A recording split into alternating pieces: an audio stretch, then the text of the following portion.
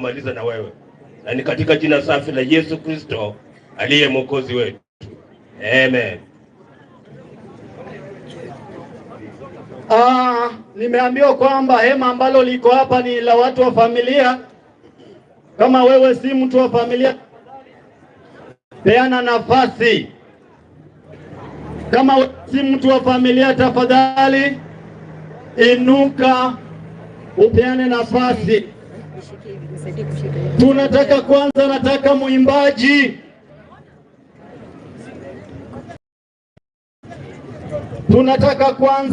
Nataka muimbaji atoe wimbo wa kufungua ibada.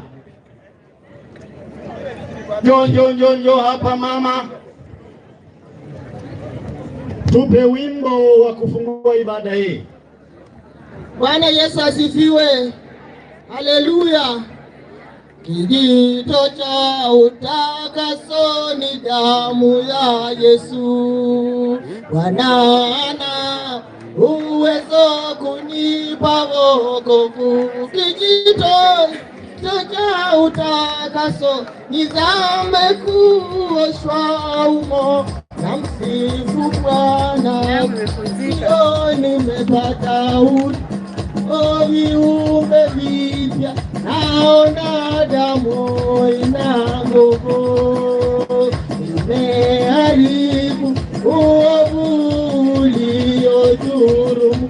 Kijito cha utakaso nizame kuoshwa umo.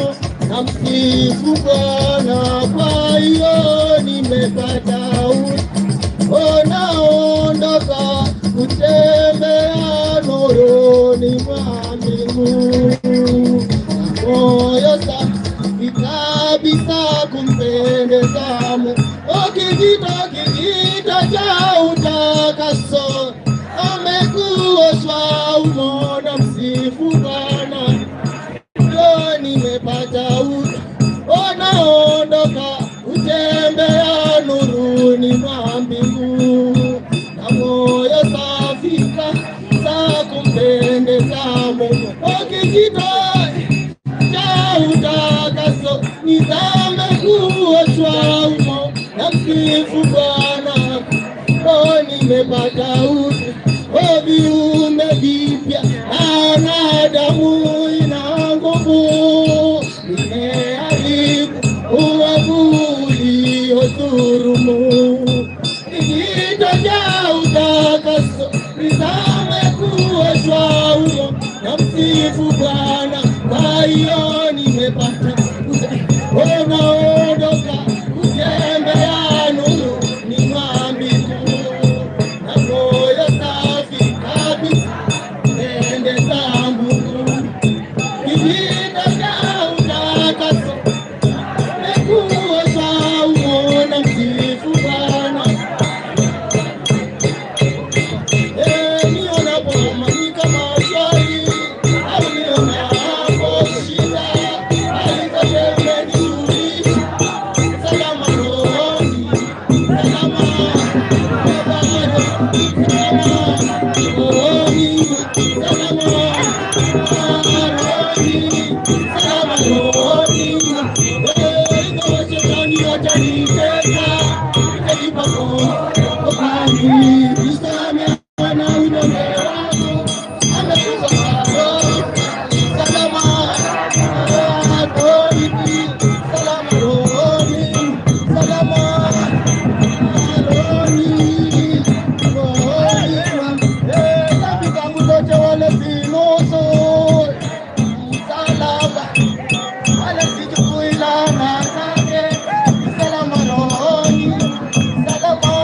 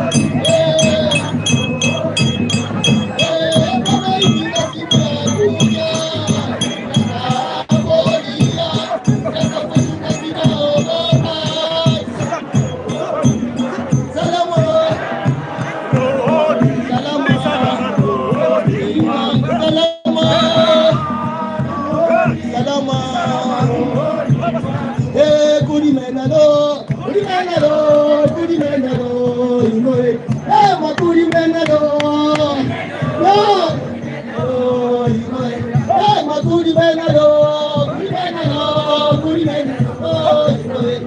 Makuri menado, Makuri menado, Makuri menado, Yesu, Makuri menado, Makuri menado, Yesu, Makuri menado, Makuri menado, Yesu, Mochokoro Chifumana, Bura Bura Mena. Yesu, Mochokoro Chifumana, Bura Bura Mena, Makuri mena Lord, Makuri mena Lord, Makuri mena Lord, Makuri mena Lord, Makuri mena Lord, Makuri mena Lord, Makuri mena Lord, Makuri mena na Yesu, Makuri mena na Yesu,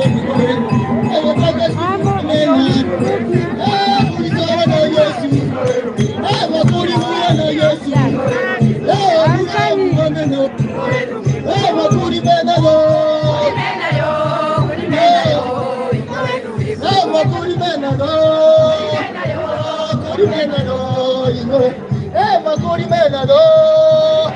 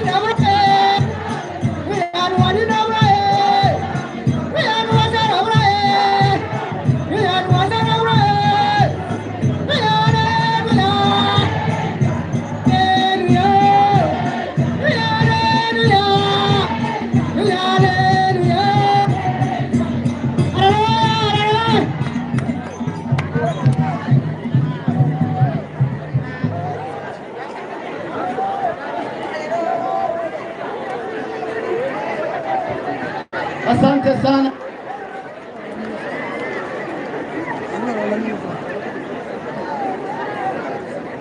Yes, Mungu Baba, Mwana, Mungu Roho Mtakatifu. Nakushukuru kwa nyimbo ambazo zimeweza kupenda. Aliyeimba aliyocheza kwa pamoja utawabarikia. Tunaendelea baada ya Mungu wetu utatuongoza. Ni kwa Yesu mfalme tunaomba na kuamini. Tafute sehemu kae tafadhali. Hata kama ni kusimama usimame. Ibada tumeanza. Kwa hivyo nataka utulivu. Kazi ya mwenda zake Ilagosa wa Ilagosa ishano ananga. Tafadhali tunapoanza ibada wanenaji tunataka muwe kwa ufupi.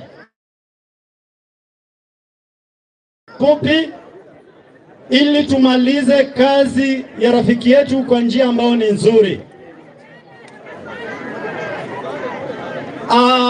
Hii madhabahu ni ya viongozi wa kanisa. Kama wewe sio kiongozi na kiongozi amesimama, tafadhali umpe nafasi.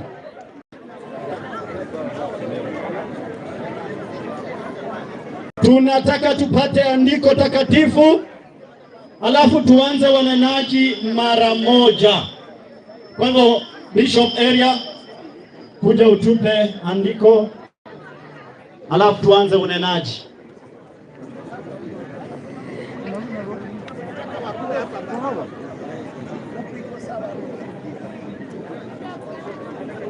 All protocols observed. Na wasihi wote ambao tumefika tuwe watulivu. Tunaanza ibada kirasmi. Bwana Yesu asifiwe. Bwari, Bwana Yesu asifiwe. Abaha, Bwana Yesu asifiwe. Wageni wetu wanatumia neno wasanii au waimbaji. Bwana Yesu asifiwe. Amani bosi, Bwana Yesu asifiwe. Praise the Lord. Praise the Lord.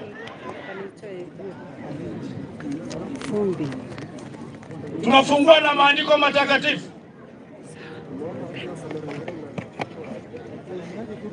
Tunasoma kitabu cha Methali.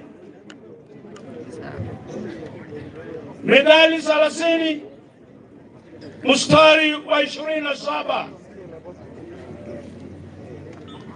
Neno linakwambia hivi: nzige hawana mfalme, lakini huenda wote pamoja because.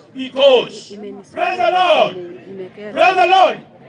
Locusts have no king, but they fly together. They move together. Bwana Yesu asifiwe. Nzige hawana mfalme, lakini huenda pamoja, hutembea pamoja, lakini hawana kiongozi. Bwana Yesu asifiwe. Bwari si anoma dagala gabenu mwami ubila dabe, lakini bagenda harara bakorabi ndivyo barara. Bwana Yesu asifiwe. So as we have gathered here, let's be one body of trust. Praise the Lord. Tuwe kitu kimoja, tushirikiane pamoja. Tumekusanyika hapa watu wangazi. Sasa tunafanya kazi pamoja. Bwana Yesu asifiwe. Wabashaka class, welcome. So na wasihi wale ambao tumekusanyika hapa, usiulize kiongozi nani. Mengi yamesema lakini yamepita na wakati. As we are here, let's behave like locusts, which have no king, but they fly together. They do their things together. They are very loving one another. Praise the Lord. Yani zina upendo. Hasijali kiongozi ni nani, lakini zinafanya kazi pamoja. Hata tunaambiwa zikipita hapa, this place will just be in darkness. So let's behave like that. We'll be calm, tuendeshe mazishi ya ndugu yetu kwa utulivu. Bwana Yesu asifiwe. Bwana Yesu asifiwe. Hapo nimemaliza. Natoa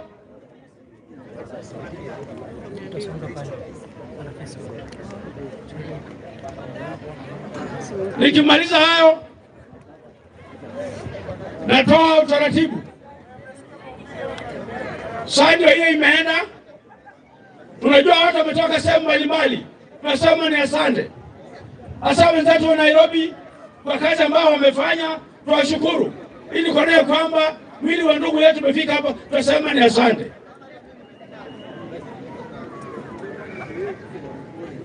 Tangazo ni hili. Mambo ya ndugu wetu tangu atoweke yamefanyika mengi huko Nairobi. Mwili uleta hapa nyumbani juice.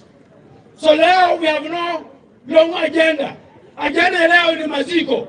It's the burial day. Praise the Lord. And we know we have gathered here people from different institutions. Watu wamekusanyika hapa, wale walikuwa wanafanya nao kazi letu na makanisa mengine. Tunasema tu ibada itakuwa tofauti na unafikiria. So tupe nafasi ibada ikianza. What is important is the body of our brother and the word of God. So if you be called upon to come and say hi here, you will be very brief. Don't repeat what someone has said. And then we have history ambayo imeandikwa. Kama ni historia ya maisha, kama mambo ya ugonjwa, already in the history, it will be read. So mwe watulivu, mfanye kazi kwa utulivu. Hata usipopata kiti, uwe mtulivu. Asante. Tunaanza ibada kirasmi. Thank you. Kwa jina yangu, the Right Reverend Alfred Sindani, one of the bishops in African Navy Church. I'm in charge of Sabbatical. Welcome. Asante, asante.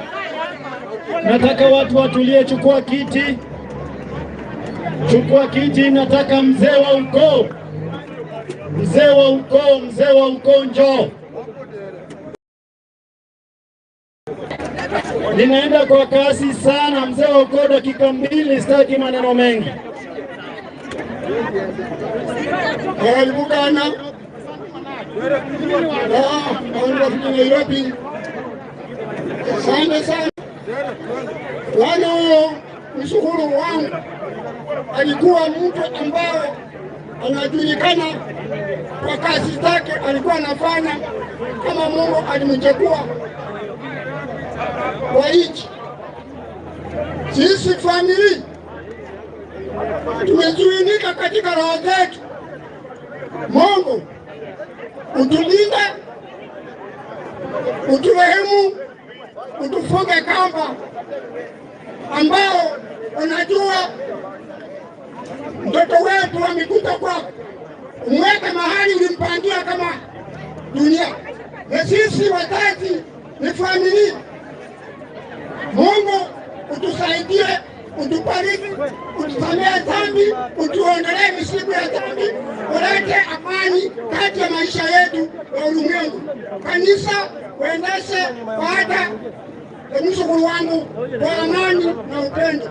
Kwa jina naitwa Christopher Andiba, nimba mtu mkembe. Haleluya. Asante sana, nimemaliza. Mzee wa ukoo, nataka jirani. Kama wewe ulikuwa jirani wa marehemu, haraka sana jirani. Jirani hayuko, ninaenda moja kwa moja kwa babu na nyanya. Simeni wa haleluya. Nataka kusema hivi ya kwamba huyu kijana ametuacha na huzuni. Mimi nikiwa jirani wake. Huyu kijana alikuwa akitembea kija kuniona, akipita mahali mimi niko, mahali mlikuwa mnafanya parking ya magari. Tunakaa na yeye kwa hapo Mahembe. Na huyu kijana hakuona hizi kukunywa chai kwa mtu, lakini kwangu alikuwa anakunywa. Pole kwa familia, pole kwa wasanii. Nafikiria kwamba wale wote ambao wamekuja hapa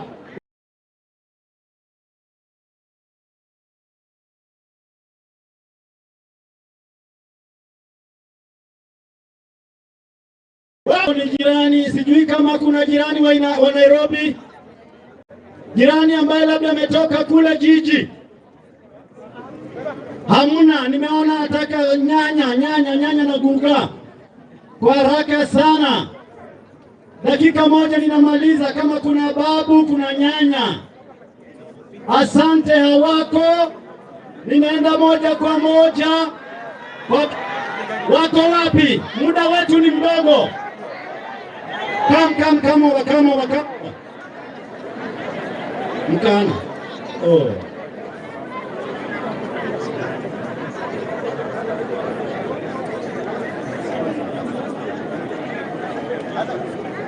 Bwari wetu wamakuwa marayi mteza mjitere mlembe mosi mlembe kandi mlembe muno nzimbe hondi zomina Yehova Nyasaye ulila inindi namalika ga Samueli ikobe baramu na Samueli huyu ni kuhuku numisokuru wa Samueli numisokuru wa hango amayege na yinze Samueli ndani ndamu yanga muno uyu ndi numwana ndani ndamu yanga bana bange bose bisukuru bose ndaba yanga mwana yanga Sabina Samueli Ilagosa umwimbaji mlembe bosi mlembe kandi Samueli numundu wa Samueli numisukuru wa murahi abenisima nene natanyoye ulaga mukera malenga beayi muroleku mlembe bosi mlembe kandi kumita bananga ijina sijaenda malenge Samueli nabo misukuru wa Samueli Ilagosa. Asante sana. Nataka watu ambao wanaita marehemu mjomba, shangazi ama binamu. Mjomba, shangazi, binamu. Njoo. Wajomba wa marehemu, binamu wa marehemu na shangazi wa marehemu. Hapa chini. Kaza mwendo kwa haraka.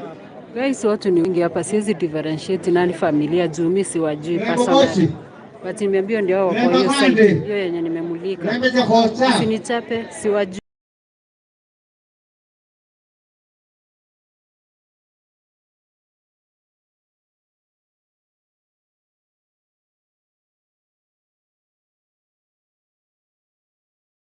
Juu yao na wazumia.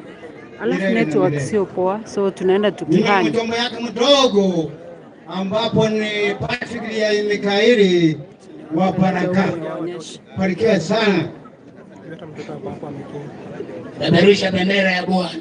Mahali ulipo tu, peperusha bendera ya Bwana. So guys, watu kwa familia basi niwaonyeshe kijana wake na familia yao waone. So Bolani mirembe bosi. Mirembe handi. Mirembe cha Ilagosa, mirembe chini huya. Bwana Yesu asifiwe. Bananga ine ya mukaisi. Nenzo wa hamu sasa huyu shiri ya balanga anga musiki. Nenzo wa mukiji ta musiki mmono. Mbora Yesu kijana yake. Na holonda kana kuloke nako Nyasaye werero mukari. Abola bindu bila ibukulu wankwa. Yaani anasema vitu vizuri vinachukuliwa. Kwa hivyo jitayarishe uwe mzuri, Yesu akuchukue uende. Ukienda umemaliza mambo na fitina yote, kasia yote umemaliza. Bwana Yesu asifiwe. Abana bibulu ya nyanga mwirebe munye. Abana bibulu ya nyanga mwirebe. Nishina shia mohola iwe nyuwa mwarula. Nishina shia mohola iwe nyuwa mwarula. Hapana taka machezo. Hapana taka machezo. Hapana taka machezo. Hiyo ndio familia nimewaonyesha. Bwari wetu abazi mboko na madiga gasenge wange mcheza muleta Yesu mirembe bosi. Mirembe kane. Kule mmanyi matanga ni huzuni. Wakati wanipigia simu shangazi ametoka nilisikia huzuni. Na chini tunasema wenye mmekuja mtuombe mtupe nguvu. Kwa maana tulikuwa juzi tumezika mama yake tena amempata haraka tulisikia huzuni. Mtuombe kwa majina ni Flora Mboga Deda. Bwana Yesu asifiwe. Mrembe boss. Mlembe basiomi. Mlembe basi kwa wamukaye. Mimi narudishia Mungu shukrani kwa siku ya leo. Hao wenye kutuletea matanga na sisi wenyewe tumekufiwa. Tunasema ni maombi. Kwa ajili tulikuwa tunamtegemea wiki jana na tunaona sasa ameenda. Tunasikia huzuni. Tumesikia huzuni. Mtuombee kwa jina ni Mary Mirimu. Guys yako wamewa maswali zingine siwezi nikawajibu, sijui mimi siwajui vizuri. Mlembe bageni wetu wako yete Senge mlembe bosi. Ni Senge hapo bobeli wengine wambe nabo kwa Senge wangu. Senge wangu Ilagosa niko na huzuni. Senge wangu ameenda. Tulikuwa tunatarajia Senge yako lakini Senge anaenda, tunapata huzuni mingi. Kitu naomba tu ni maombi, mtuombee. Senge ashaenda. Sina mengi ni hayo na kitu Margaret ndio.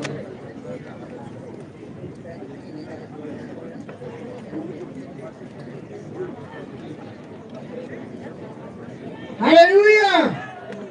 Mlembe boss! Mlembe! Mlembe Ilagosa! Yali mwimbaji mpaka ngole kukando kati.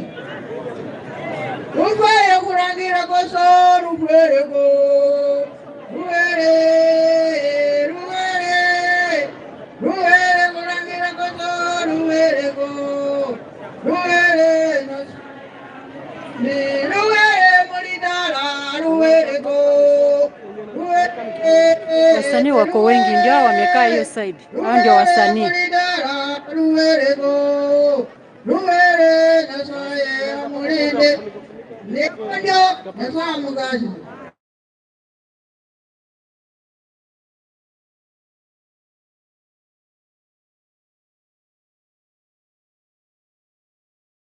Alafu nataka Basangi, shemeji Basangi, hao watu wote nataka muje haraka haraka.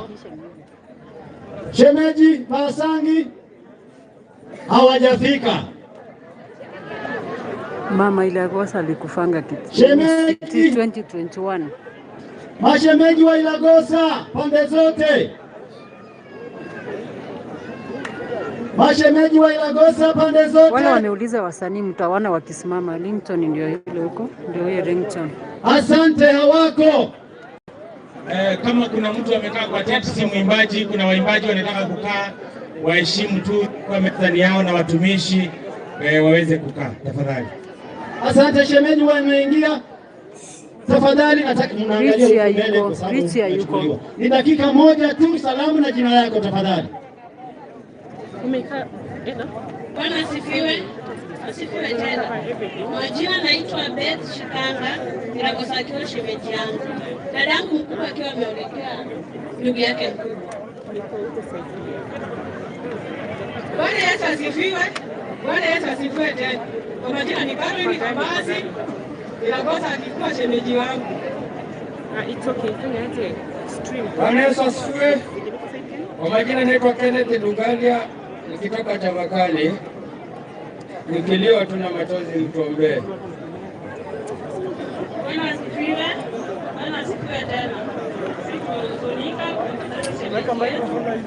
Nalo ni uma zaidi ni kwamba tulikuwa na shemeji tarehe 2 na tulijua atapona. Yes, ni ringtone. Tarehe 3 shemeji alikuacha. Tuombe. Bwana asifiwe. Asifiwe tena. Kwa majina naitwa Evelyn Nzeri. Mimi ni semeji ametuacha. Semeji aliposema walipotuambia ripoti semeji ni mgonjwa, baba alienda huko wakamshughulikia, baadaye tena tukaambiwa ametoka. Sasa ni huzuni semeji kutuacha. Ni hayo tu, mbarikiwe. Bwana Yesu asifiwe. Asifiwe tena. Majina ni Ameililia, huzuni, Ilagosa, rest in peace. Bwana Yesu asifiwe. Kwa majina ni Mary Mirimu, Ilagosa rest in peace. Bwana Yesu asifiwe. Asifiwe tena. Ni huzuni kwa sababu Ilagosa ametuacha. Alikuwa ameahidi mume wangu ambaye pia ni mwimbaji kuwa atamsaidia. Hakika ni huzuni. Ilagosa rest in peace. Haleluya. Bwana asifiwe. Bwana asifiwe tena. Mimi ni shemeji yake Ilagosa. Kwa majina naitwa Sara Iminza. Na ninawashukuru nyote ambao mliacha kazi zenu kuja kutufariji ili tukaweza kushirikisha ndugu yetu Ilagosa. Nashukuru crew yote ya Nairobi, Watemba, nashukuru Papa, nashukuru Rington, wote ambao wamechangia kufikia mahali ambapo tumefika. Nasema Mungu awabariki na wajaze. Kwa maana mmesimama nasi mpaka tumefika mahali hapa. Kuanzia tu akiwa mgonjwa hadi sasa. Bwana awabariki na kwa majina ni Sara Iminza. Amen. Bwana asifiwe. Bwana asifiwe. Hakika nimeokoka. Kristo ni Bwana. Ameniokoa, amenilinda, amenihifadhi. Bwana asifiwe. Kwa jina naitwa Hama Mama Noa. Ile ambayo jina inajulikana huku ni Mama Noa. Mke wa mume mmoja, watoto wawili. Hakika mimi naye mambo ambayo naongea nisikatiziwe. Nisikatiziwe. Niongea nimalize. Bwana asifiwe. Hakika naomba tutulie. Naomba tutulie. Mimi ndio niyekuwa na mgonjwa.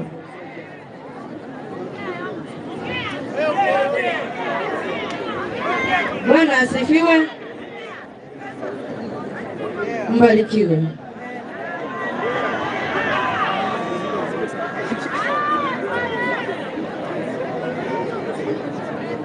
Msalimu kwa jina la Yesu. Habari yenu? Mimi ni Wasangi. Ilagosa ni kijana yangu. Kile tunataka tu ni maombi kwa boma. Na tunapatia maombi ya hali ya juu. Usiwe na kifo kila wakati kwa boma. Mimi ni Wasangi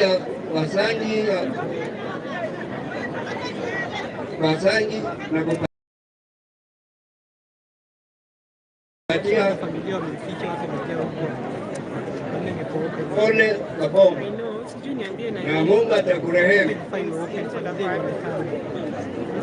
Sina mengi, Mungu ambariki wote.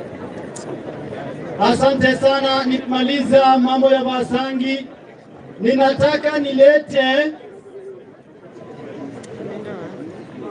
baba na mama.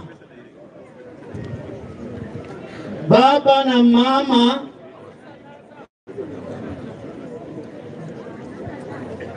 Baba na mama.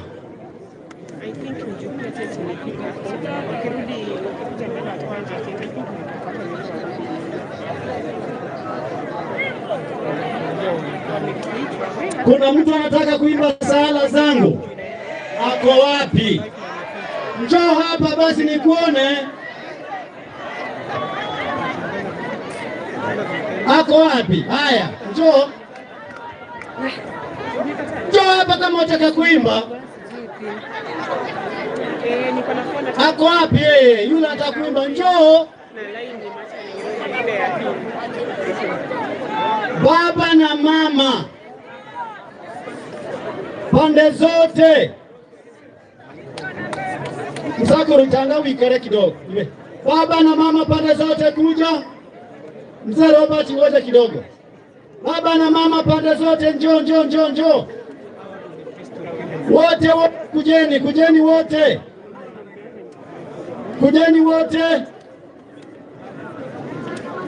Kujeni wote baba na mama. Songa hapa.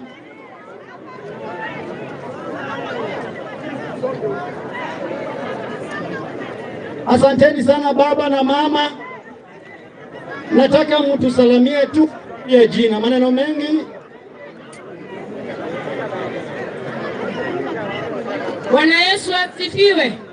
Haleluya. Kwa majina naitwa Helen, nikiwa mama wa Ilagosa mdogo, na kwa yale ambayo ametendeka, we give all the glory to God. Wacha mubarikiwe. Mirembe bosi, mirembe kandi, mirembe jubereri. Inzinu bereri Ilagosa, nakuza kumurekera Nyasaye wa Muromba, kumita ni musembe sawazi. Bwari, ende bosi bitu kufanya malika kumwana wanje, mirembe bosi, mirembe kandi. Inzinu mwana wanga Jeremendina mukhulundu. Nangongwe linilieta kakai oyakana, ulai bushimu.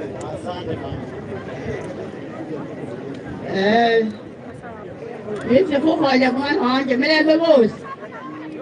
Ojiri ni mirembe, mugitia kuhulira makopa kanyakabi, Ilagosa, mirembe bosi. Mirembe je Yesu. Nemba nanje mirembe, nekalika jisala jonyene, nelikanyanga mukubeshe mu. Subiranga bene abana bakoladi, nabo banyala kubayiriza. Kaka khoyela kwana. Khoyela kabena. Nekalika saye bina kukulanga, uli mena loli. Nyasaye amolele liwananga jere tinafanyana. Alanasi mulungu. Haleluya. Haleluya. Bwana Yesu asifiwe. Mimi ni mama ya Ilagosa. Bwana Yesu asifiwe. Ilagosa ni mtoto wangu, mimi ndio nafuata mama yake. Bwana Yesu asifiwe. Nilikuwa nikiona Ilagosa nafikiria atanisika. Bwana Yesu asifiwe. Lakini Mungu amulinde, akuweke mahali pema, tutakutana. Bwana Yesu asifiwe. Ni hayo tu, mbarikiwe. Mimi naitwa Mama Sera Shivaji, mama yake wa kufuata mama. Mbarikiwe sana. All visitors, come to help my brother, Ilagosa wa Ilagosa. Bwana asifiwe. Asifiwe tena. Asante sana kwa wasanii, nipelekea Ilagosa Said Medis. 2, asante sana kulipa bill. 3, asante sana kuleta matunda. Last, asante sana kunipelekea mfupa. Amen. Bwana Yesu asifiwe. Ihuli bosi, nende balena, nende mwana wetu Robert Mkwasi, nende bana wako, mirembe bosi, mirembe Ilagosa kwane. Nzinde mama Wilimina Nyangai, Ilagosa uyu, wimbo yake wa kwanza ile Yesu, ndio aliniletea nyumbani kwangu lubao. Hata mimi ni msanii. Mnani waga? Msanii. Huwa nafundisha wamama, watoto vile wanaweza kukaa nyumbani na waume wao. Na Ilagosa akaniambia, mama, nitakuja tusaidiane, uniambie maneno. Nimekasirika na nafikiri Mungu atamweka mahali pema mazuri na tamsindikisha. Asante sana.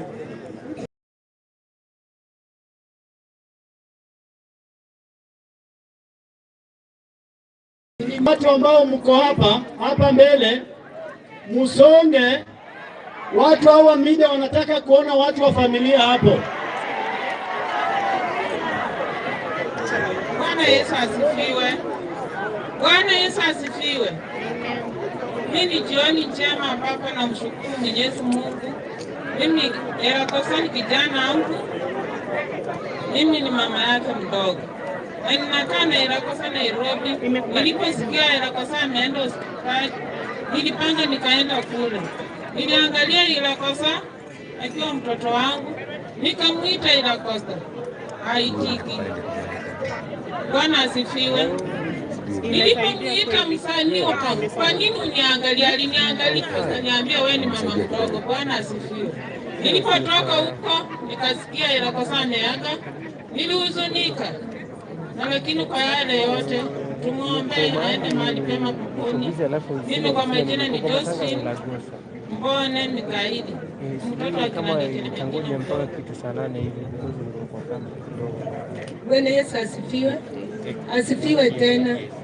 Mimi ni mama wa Ilagosa, dada ya mama yake mdogo, last born. Naitwa Betty Shamala.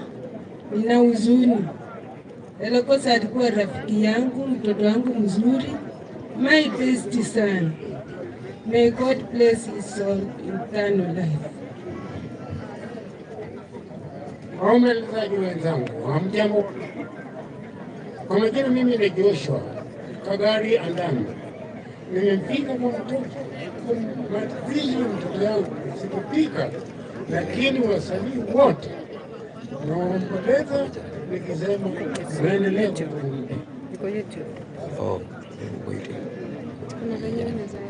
Kanisa na wasanii na wenyeji na wote. Yesu nasifiwe. Bwana Yesu nasifiwe. Sisi sote tuseme pole, kwa sababu tulizaliwa, tumeishi, tunaenda.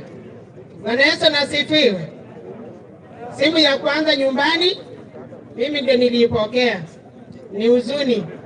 Hizi nyimbo Ilagosa aliimba Kimaragoli, mimi ndio tulikuwa tunafundishana na yeye. Mimi ni mama yake wa boma. Roni Karugongo, mbarikiwe.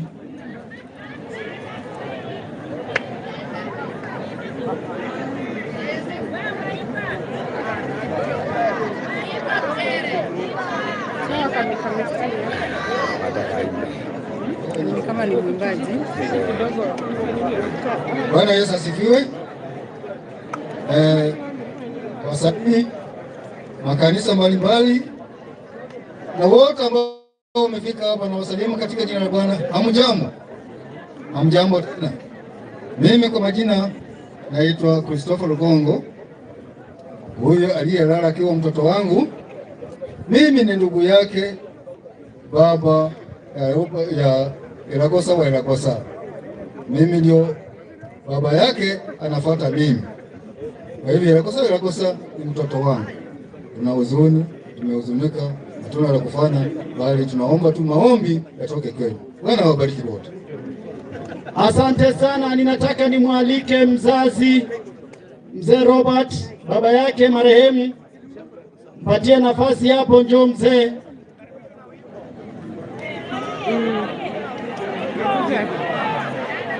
Wimbo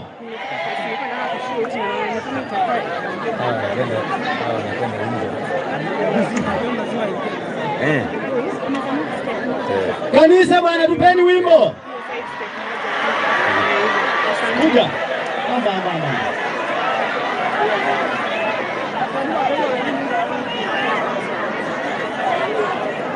Iko nafasi ya wasanii tafadhali. Sasa tuache, tutatupea time yetu. Niko wakati wetu. Semena leloya. Utaenda moyo mukimi asayara kuringa arakuretera mirembe sayara kuringa yea kuri nebya mu ara nebya ibera ubereranga wenyine arakuretera nebya Salaba araku mukieri nebya sarara ubereranga wenyine arakuretera nebya Salaba mukieri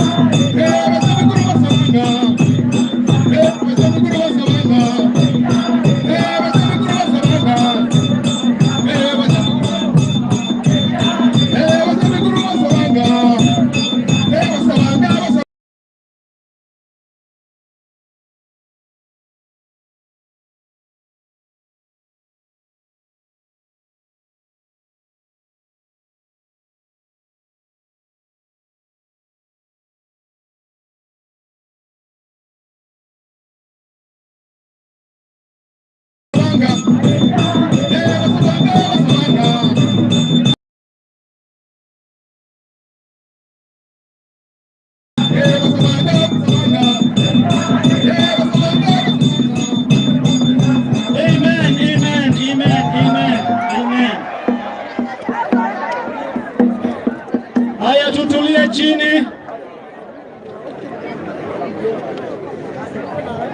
Tulikuwa tunaleta mzee, na ninataka niwafahamishe ya kwamba wasanii wako na nafasi yao, wanakuja. Wakija ndio watafanya mambo yao.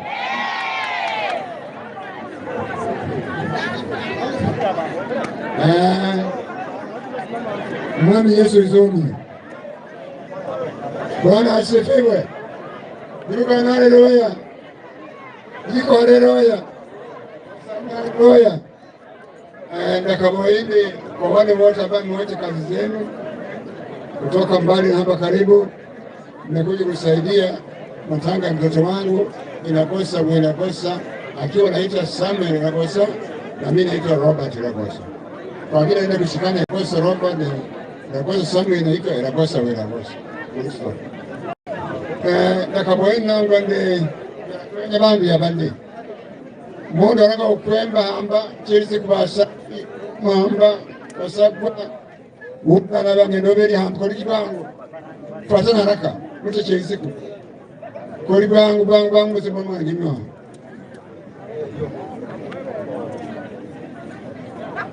una rode kubwangu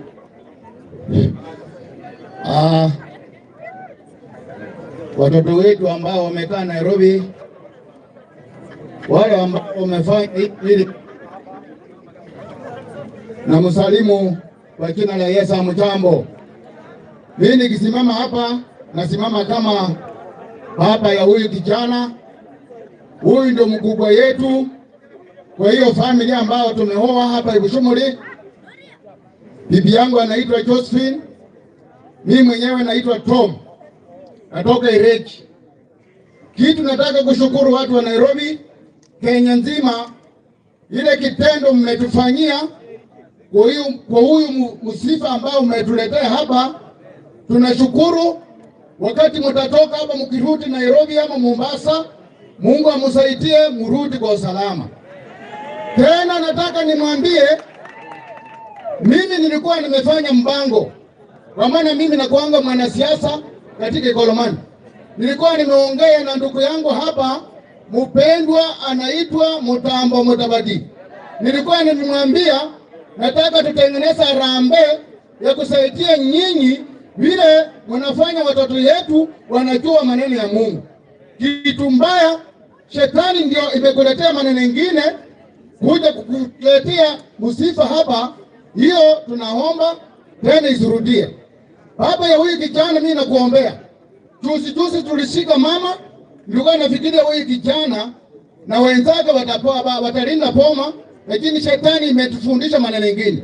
Kwa hivyo wenye mmefika hapa, asanteni sana, na kanisa ambao ilikuwa ya mama ya huyu mzee, Mungu amulinde na tukue pamoja, na wale wandugu ambao mmepaki, na wale mama mwenye alikuwa ameoleka na kijana yake, mimi namuombea tu Mungu amulinde, tuko pamoja. Asanteni sana kunisikiliza.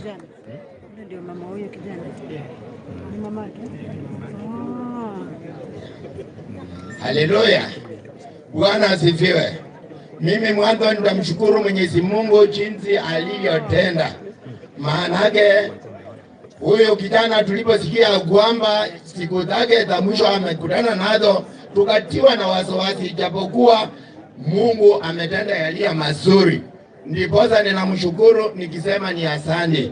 Yeye ni kijana yangu. Yule mama mliyesikia hapa akisema kwamba mimi ndio mama yake Ilagosa mdogo, mimi ndimi tunayeishi na yeye. Walikuwa wameoana wakaachana. Huyo ni Mezumu, huyo wa mweupe, na huyo kijana Mungu amweka baba peponi kiwezekana. Kwa majina naitwa Pastor Timothy Shamala, mtukaji wa madhehebu ya pepo. Basi umwami Yesu izomi. Ndakaboende niko na mtoto ambaye Ilagosa ameniachia akiwa mjukuu yangu. Karibu mjukuu yangu, kuja sema tu jambo, watu wakuona. Umwana huyu Ilagosa ndekeye. Nyama mama ya hiyo mtoto Devi, hebu inua mkono. Mletibu wangu ya sachiriza. Mando mwana kiba. Devi.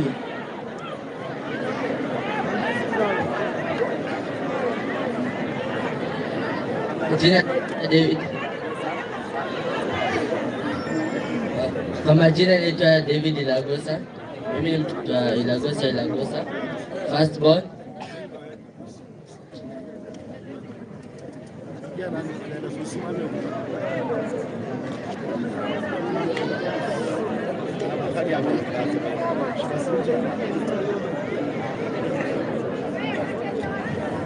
Ase arangwangwa David Ilagosa. Yoy. Kwa hivyo iwe no kubiri yogo nyakutenya ngoho iwe. Niba kile chomoko na mbamu kile tena ngoho. Unaje kwa mzidani. Kodi. Nakaboena ngwende. Amesema foolish. Nakaboena ngwende.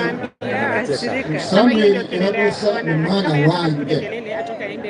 Mwana wa katano kulibu. Mwana wa yimwana simoni yanzidira hapo. Mwana wa yimwana hula mwana kange bwangu abekora banda bodanga. Kukaribu ndahula baranda asubwa fana wasosi. Nize ni rukuye kwa kunanga kidogo nambara baba sosi. Nenga rokaini.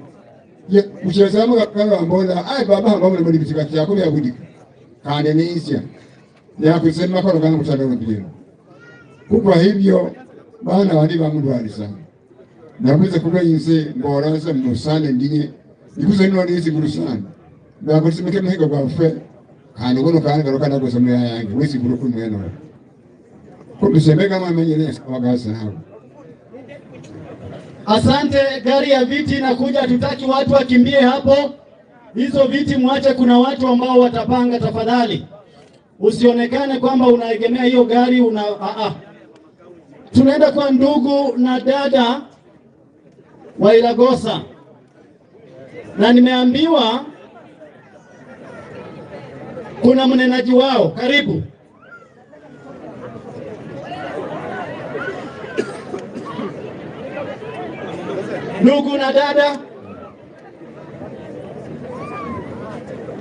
Ndugu na dada tafadhali kujeni. Tusonge hapa.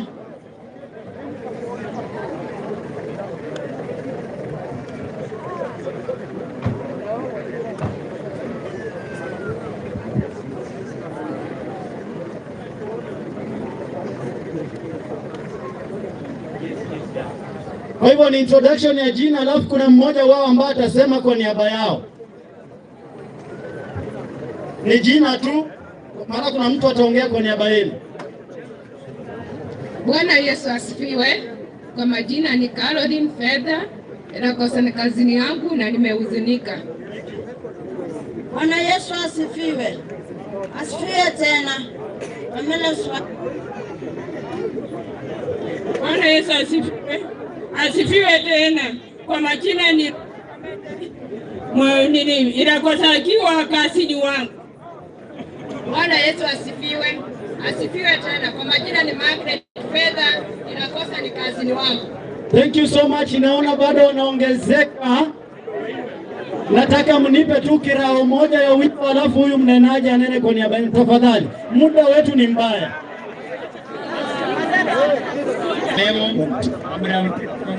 John Bunor. Wale wa viti tafadhali, mpee wageni viti, tunaomba wanaposema majina. Ando Nixon. Laura Sakoya. Joshua Liondo. Samuel Ana. Yeni Amaye de Gosowaira.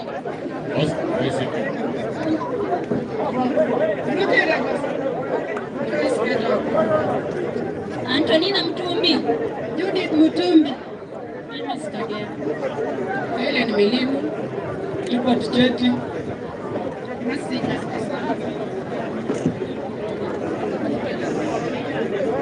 Sindu Melvin, George Nova, Jeff Ngereza, James Mkaisi, Veronica Atiko, Emily Shivani, Beatrice Ndiani. Kanisa asifiwe.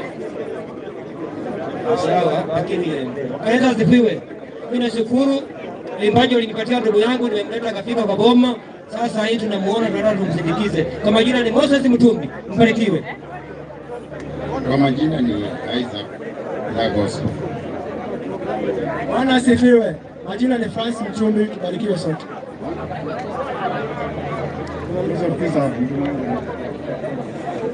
Anthony Mtumbi, Nelson Lugongo, Humphrey Alemba Lugongo, Kenneth Mtumbi, Ilagosa, Janet Lugongo, Ezekiel Ilagosa. Mimi jirani Benjamin Mugairwa wa Ilagosa. Bwana Yesu asifiwe. Bwana Yesu asifiwe. Bwana Yesu asifiwe kwa kanisa ya Ilagosa. Mimi ni ndugu yake Ilagosa wa kwanza. Kama mimi ningeua mama Ilagosa hangezaliwa. Mnasikia kweli? Nasikia nungu mahali kila nungu. Halo. Mimi lazima niongee kwa ndugu yangu kwa sababu hakuna siku nitamwona tena. Na tena hakuna siku tutakutana naye tena kwa barabara. Hii ndio siku ya mwisho. Mimi nataka nimwombe kidogo, nina majirani wangu wawili watatu wakuja wasimama hapa, tunaishi nao huko pande ya nani hapa. Waseme neno moja mbili tatu hivi. Wako wapi? Majirani wangu.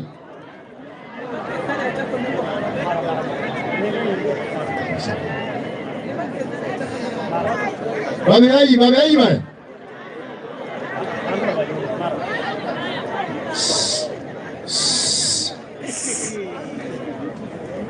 Halo kunago na saa mulindi.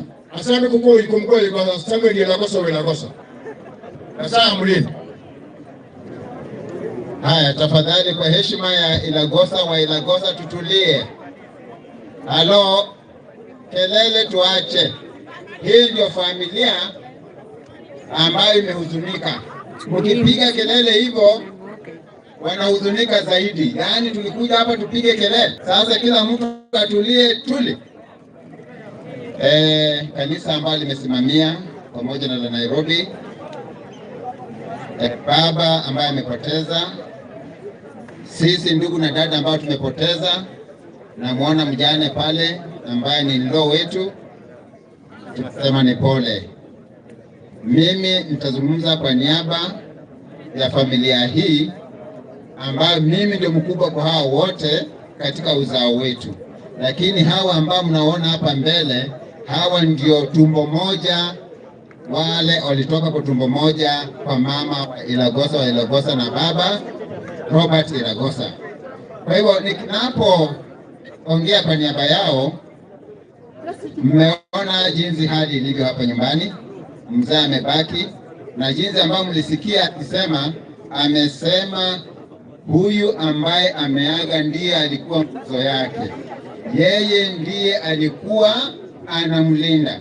Kwa hivyo wale ambao wako Nairobi, wale wasanii ambao mmetoka Nairobi, tafadhali msisahau huyu mzee.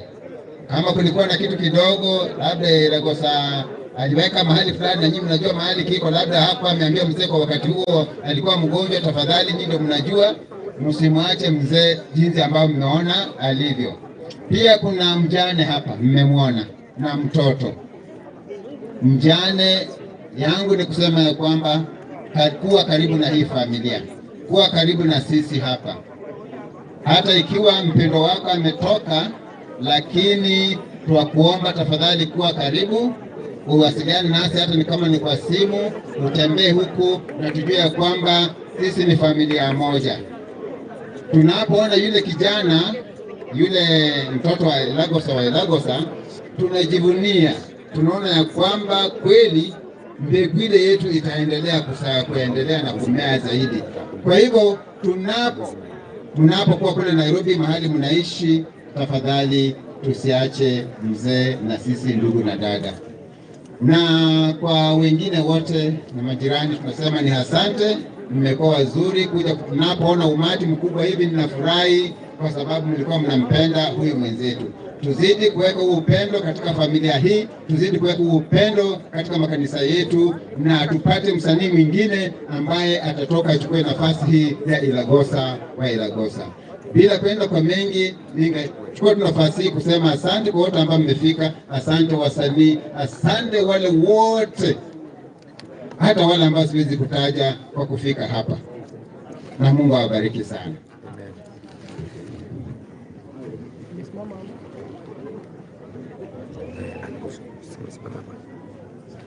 Waliofika kwa matanga ya ndugu yangu Ilagosa, hamjambo? Hamjambo tena. Mimi ni maombi kwa kupoteza Ilagosa, mimi ndo namfuata kwa mgongo. Yeye ni watano na mimi ndio ni wa sita. So ni maombi kwa jamii yetu kwa kupoteza mtu wa nguvu kama huyu. Naitwa Isaac Ilagosa. Barikiwa. Bwana Yesu asifiwe. Asifiwe tena. Mimi naitwa Mike Charles. Mimi ndio tumekuwa Ilagosa hadi kifo yake venye tuseme nimekuwa na yeye hadi venye ameanga hivi tukiwa St. Mary's. Mimi ndio nimekuwa na yeye, mimi na ndugu wangu hapa anaitwa Joseph Kisa na bibi yake hapa alikuwa ongea tukakuwa na volunteers. Mimi ndio nimekuwa na yeye na wasanii wametusaidia sana. Kwa hiyo si kulikuwa na bili mingi lakini wametusaidia. Sisi kama watu wa familia hatukuwa na kitu. Mimi nashukuru sana. Wao wasanii wametusaidia sana hadi wametufikishia Ilagosa. Hiyo ndio nashukuru sana. Alafu tunaomba sana mjaribu wasanii kabla mtoke hapo mjaribu kuombea hii familia. Huyu mzee, hii familia iko sawa, mjaribu kuombea. Bwana Yesu asifiwe. Bwana Yesu asifiwe. Mirembe libugana.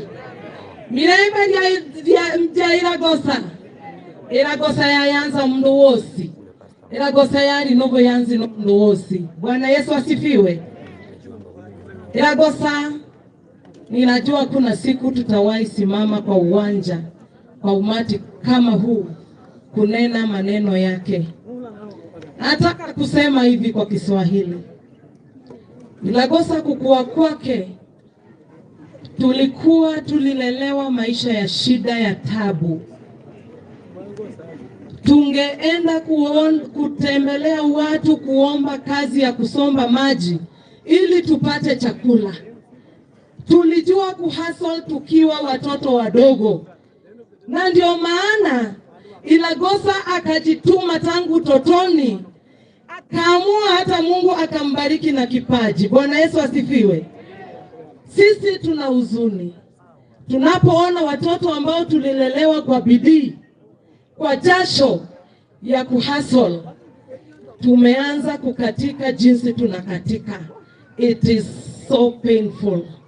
Tulijua we shall hustle, tutateseka, lakini tukishafika hivi Mungu atusaidia, tufungulie, tusitembelee matambara tena, tusiombe majirani tena. Lakini Ilagosa, wacha Mungu amuandalie pale alimwekea, manake ukiiba utafungwa jela ama utapigwa risasi. Ukiwa maskini utadharauliwa na kuchekwa tena sana. Na ukipata chako kwa bidii na jasho, wanakuchimbia kaburi ya lazima. Bwana Yesu asifiwe. Nataka kuappeal kwa Wakenya wote kama mchungaji. Pastor Rebecca Agesa. Jamani, kama wewe umeshindwa kutafuta cha kwako, usimuone mwingine chuki. Bwana Yesu asifiwe. Ilagosa akianza kuimba, wengi walimdharau, wengi walijua hatafika popote. Lakini kwa sababu ya ile bidii alizaliwa nayo, hakukufa moyo. Until Saa hii alikuwa amejulikana all over the world, and we want to congratulate our brother. Rest in peace, rest easily, and to add on that, Ilagosa, don't sleep. Sisi ni Waluya. Ilagosa usilale. Hauwezi wacha wazazi jangwani. Hauwezi wacha ndugu na dada jangwani. Tembea, tembea, tembea Ilagosa. Hata kama huyo mtu ako hapa, Mungu wetu, jamani, mtambue, tumjue, asikie uchungu ambao tunasikia. Mbarikiwe. Bwana asifiwe. Asifiwe tena. Mimi kwa majina naitwa Ilagosa. Ilagosa ni ndugu yangu. Mimi ndio kitinda mimba kwao. Mbarikiwe. Bwana Yesu asifiwe. Kwa majina naitwa Ilagosa. Ilagosa anafuata mimi. Tumekuongea maneno mengi kutoka Nairobi, na hapa tuko na wageni wametoka mbali, hata kule US, marafiki wa Ilagosa. Tunaomba mwarakishie, Nairobi ni mbali. Wasanii wote, asante sana. Wasanii wote waweze kuombewa maombi ya Ilagosa hapa, watembee salama.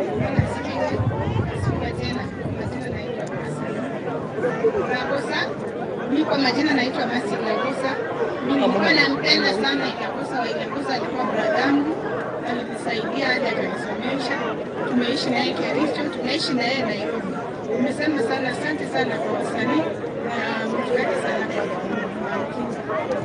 kwa asante sana. Tunaenda tukimaliza kabisa. Nataka nilete muuguzi Ann. Nimeambia kuna dada Ann. Kwa ufupi, njoo. Haleluya. Haleluya. Naomba tusikize vizuri kile ambao kimemhenda na in-law. Mimi ni semeji yake, mimi ni dada yake, mimi ni mama yake, mimi ni mke wake. Bwana asifiwe. Sioni aibu kusema yote, maana kazi niliyoifanya ingekuwa na wenyewe ambao wangeifanya, na kuwa na wenyewe. Tarehe 25 asubuhi niliweza kupigiwa simu na Solomon, ambao alipiga simu akasema, unamjua Ilagosa? Nikamwambia ndio namjua Ilagosa. Ni nani kwako? Nikamwambia ni in-law wangu. Akaniambia amesema upigiwa simu, yeye ni mgonjwa sana. Nikapigiwa simu, niliweza kufikia familia, lakini haikunisaidia. Nikaweza kuamsha mume wangu, tukashikana naye wawili, tukamtafuta Solomon mahali aliyekuwa na mgonjwa. Nilimkutana na Solomon na mke wake, nikamtafuta mke wake nilitafuta mke wake Liz, nikampigia simu, nikamwambia umesikia mume wako ni mgonjwa? Akaniambia hajaambiwa, mume wake alimblock. Nikamwambia tafuta namba ingine umpigie simu, usipige na yake, lakini tumia hiyo line yake. Ndio nimepigiwa naye. Alivyofanya hivyo, moyo wake ukarudi chini. Na mimi nilipoambiwa mahali pale, natumia lugha ya Solomon mkubwa, ambao mnamjua kama msanii.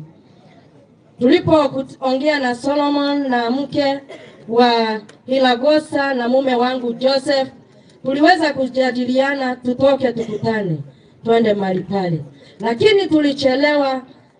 Muimagine Solomon hakamtoa juu 4th floor mpaka, na ni mtu ambao hakuwa anatembea. Hakatafuta watu na Ilagosa kwa na familia, hakamweka kwa gari, tukakutana naye hospitali Imara Daima. Mahali pale Solomon aliweza kulipa pesa. Baada ya masaa mawili Solomon alilipa 24,000, ambao pesa si ya kudai mwanadamu. Bwana asifiwe. Tulipoona ile pesa niliweza kuzungumza nao, nikawaambia hapa hatutatoboa.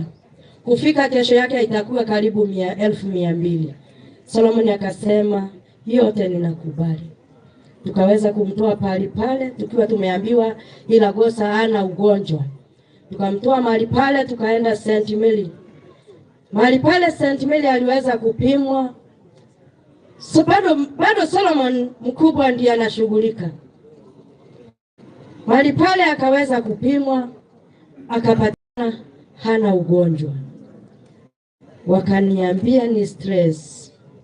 Na walipowasema ni stress, aliweza kwenda na daktari alimpenda akiwa mahali pale kulala. Akamfanyisha counseling. Akatuambia ana stress.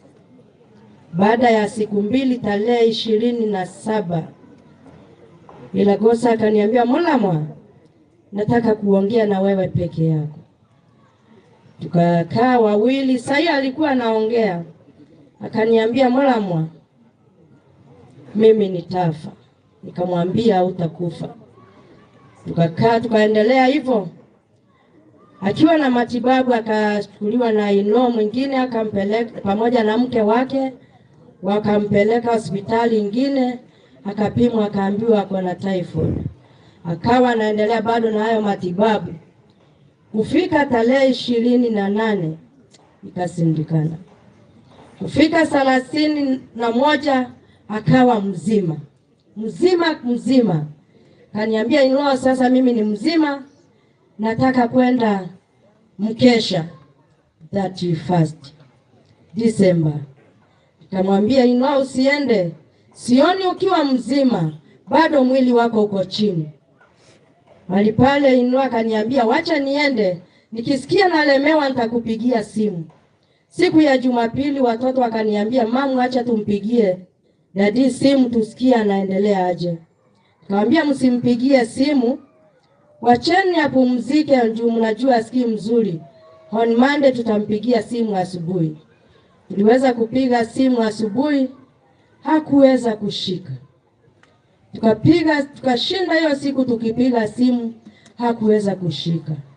Siku ya Tuesday akapiga simu mwenyewe asubuhi saa 2. Akawa anaongea kwa umbali sana. Akaniambia Molamwa, nimelemewa. Kuja unishukue nitakufa. Akaniambia Molamwa, nikwambie kitu. Nikamwambia ino niambie kitu. Akaniambia nakwambia kitu na usiambie mtu.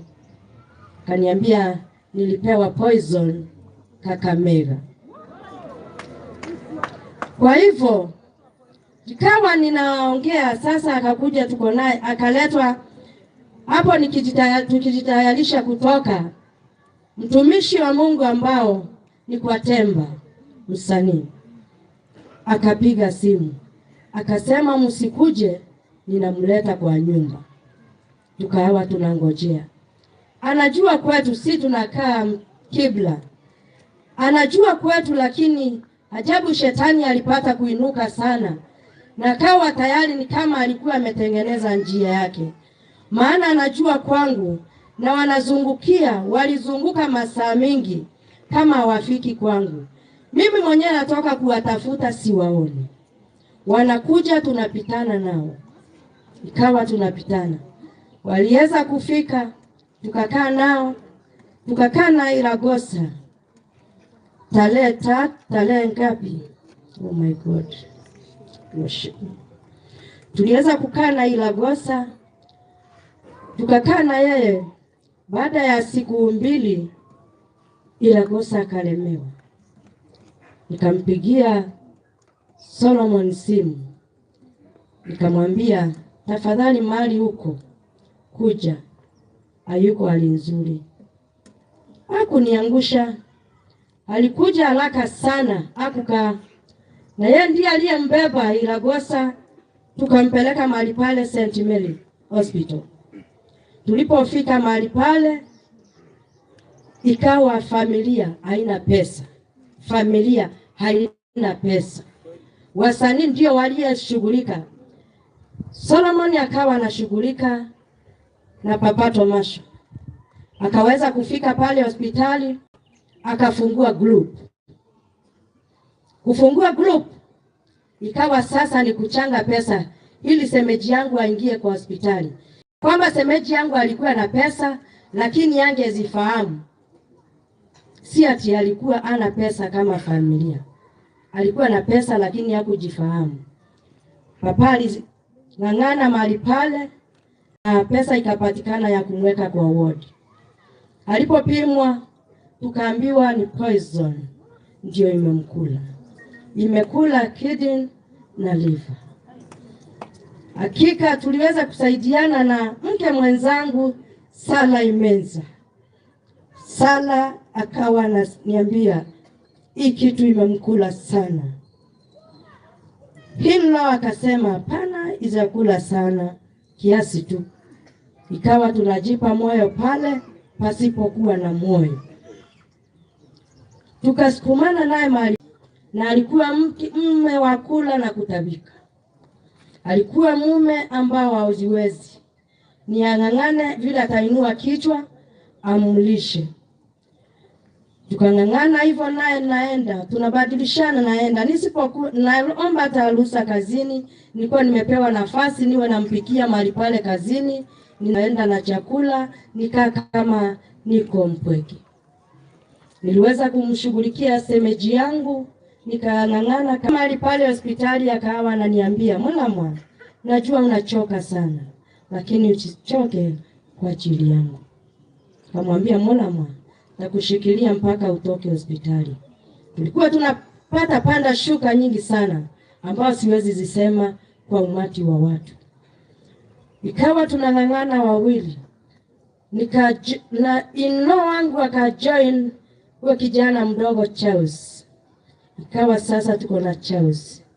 Nikasilia Mungu, asante Mungu kwa kunipa mtu wa jamii kushikana katika hii jambo. Tuliweza kung'ang'ana kama wanadamu, tuliweza kung'ang'ana. Akatolewa hospitali akiwa mzima, kutembea ndiye angetembea maana aliparalyze side moja. So tukakaa naye siku 4. Siku ya 5 ikiwa Thursday, tukiwa hapo usiku, baba alikuja kumuona. Ikawa tuko mahali pale tunajadiliana vile tunaweza msaidia. Nikamwambia atapona, nina imani. Mimi sijaabudu miungu miwili. Atapona. Hakika tuliweza kusaidiana pale na baba na Charles, na hakika tulipokuwa tunakaa mahali pale hatukuwa tunapata usingizi mpaka tukamuonea baba anakaa kwa kiti kwa ukuta, anaweka miguu kwa kiti ingine, ndio sisi tuweze kumshughulikia, kama ni kumtoa diaper tuweze kumtoa, tuweze kumhudumia. Na kijana mdogo sana ndio niye alikuwa nikifanya naye hiyo kazi. Hakika tuliweza kupambana kabisa. Siku ya Thursday ikafika, kushika kifua chake ni kizito. Mwambie kifua chake ni kizito. Nikamuuliza, mama unasikiaje? Ananiambia niko sawa. Anaponiambia niko sawa, nikamwambia uko sawa, maana amefika mahali ameshindwa kukula. Kimwekea chakula akitafuna, anachukua mkono yangu anatema. Nikimwekea maji anachukua mkono yangu anatema. Sasa ikawa Thursday usiku saa 5 ya usiku. Ikawa kuna sarakazi zilitokea mahali pale, na akaniita. Akaniambia tulia. Jipe moyo kwa kila jambo ambayo inatokea kunihusu mimi. Nikamwambia Mola, sina shida na wewe, nitakaa na wewe mpaka upone. Sikujua kama shetani naye ameandaa yake. Tulipokuwa mahali pale, Inlo alinishika mkono. Akaniambia, Inlo nishike mkono. Nikamshika mkono wa left.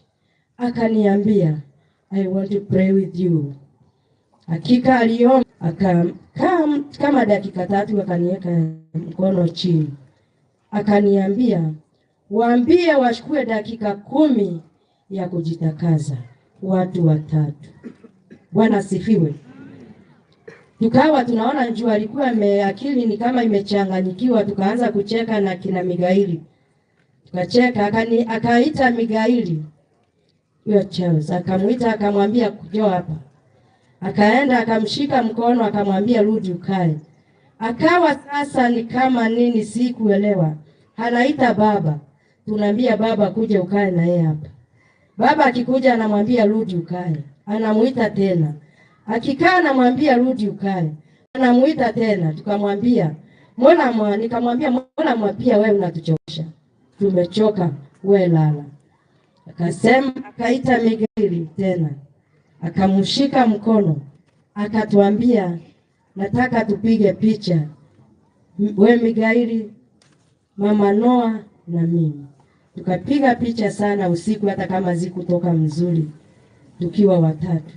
Akawa na furaha nyingine na ni mtu ambao ni mgonjwa. So kufika tukawachana naye saa 8 tukaenda kulala. Chelsea akalala naye, alikuwa analala naye kwa rumu ya mtoto wangu. Chelsea nikamuuliza amelala vizuri, ananiambia amelala lakini kuna masaa anafika analia uchungu. Alikuwa akilia mwili uchungu. So ikiwa Friday tarehe imenipotelea.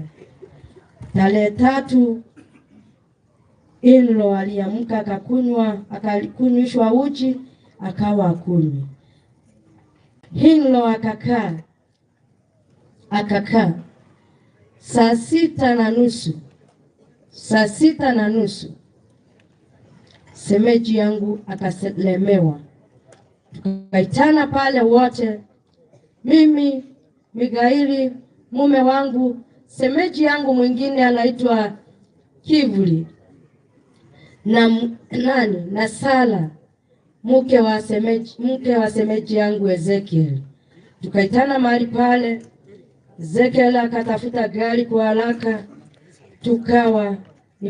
Ezekiel anatafuta gari, Migaili anatafuta gari. Gari ya Ezekiel ikafika ikiwa ya kwanza. Tukaondoka kama tunarudi mahali pale St. Mary. Tulipokuwa tunarudi kuna mahali tulifika. Nikasikia rest in peace. Nikaanza kulia, mume wangu akaniambia wacha kulia akiwa mzima. Nikasimamisha hiyo gari. Nikawaambia nisiende mbele na nisiende nyuma. Nataka hiyo gari ikienda ikiwa hapa na mimi nitembee nikiwa hapa. Nipoza najua tukienda hivyo naenda nikichungulia. Naona anaendelea aje.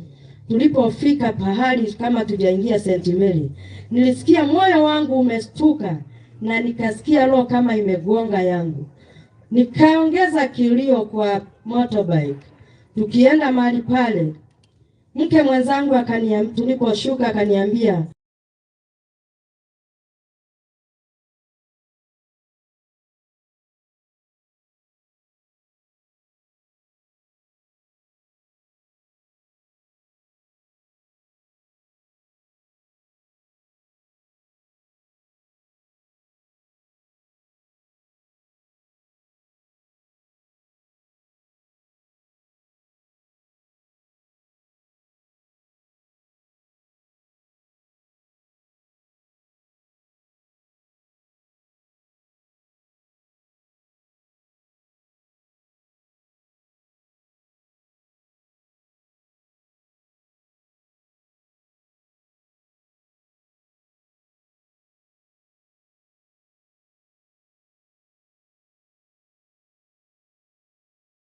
na safari yake ilifika hapo. Safari yake ikafikia hapo. So ile nataka kusema, semeji yangu ameuliwa. Na aliniambia siri zake zote niko nazo. Siri za Ilagosa zote. Mimi ni semeji yake, si mke wake. Lakini siri za Ilagosa zote niko nazo. Na wale ambao wanaeneza uvumi ambao Ilagosa vitu zake zimeshukuliwa, nyumba yake kufika sasa imefungwa, vitu zake ziko ndani. Ule ambao anaeneza uvumi ya kwamba Mama Noah ndio nimemuua semeji yangu. Mungu amsamehe na ashuke akiwa amejiandaa kwa ajili ya hiyo jambo. Ninashukuru sana watumishi wa Mungu, waimbaji wote, mapasta wote ambao wamekuwa wakifika mahali pale hospitali, wamekuwa wakimshughulikia sana, maana kama sio hao ingetokea kitambo na huu mwili bado ungekuwa Nairobi.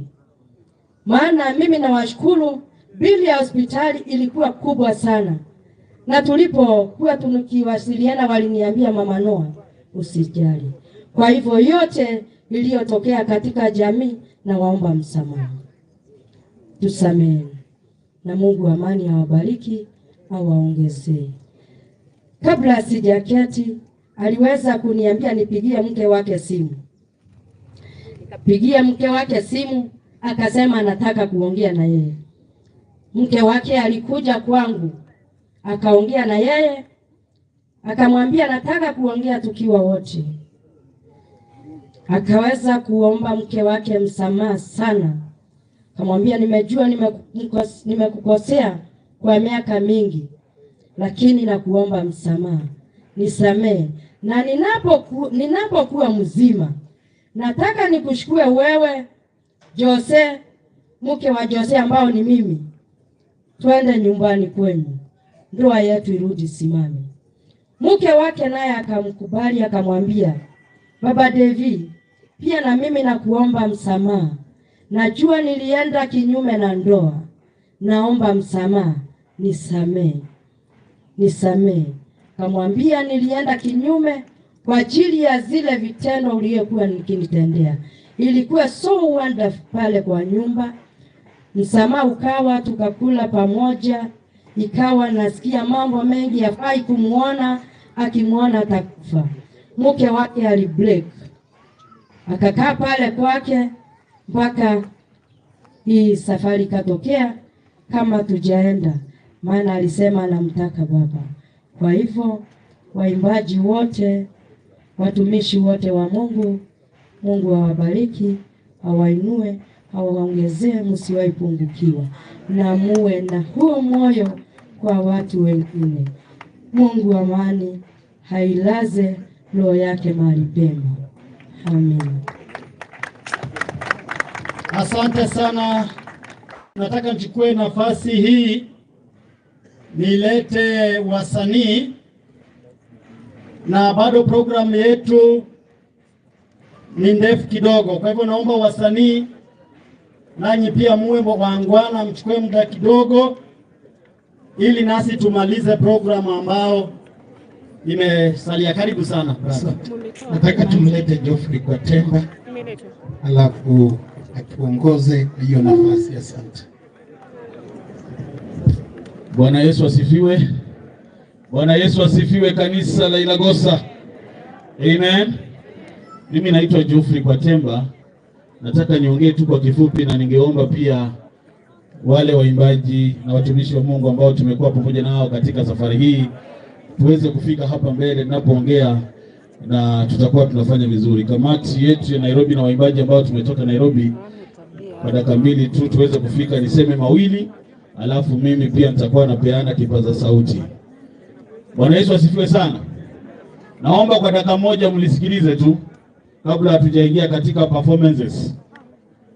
Jinsi ambavyo mmesikia, mimi naitwa Geoffrey kwa Temba. Ilagosa amekuwa rafiki yangu kwa muda, na hapa nimefika si mara moja. Nilikuwa hapa hata wakati wa msiba wa mama, nilikuwa hapa, na nilikuwa chairman wa kamati ya Nairobi.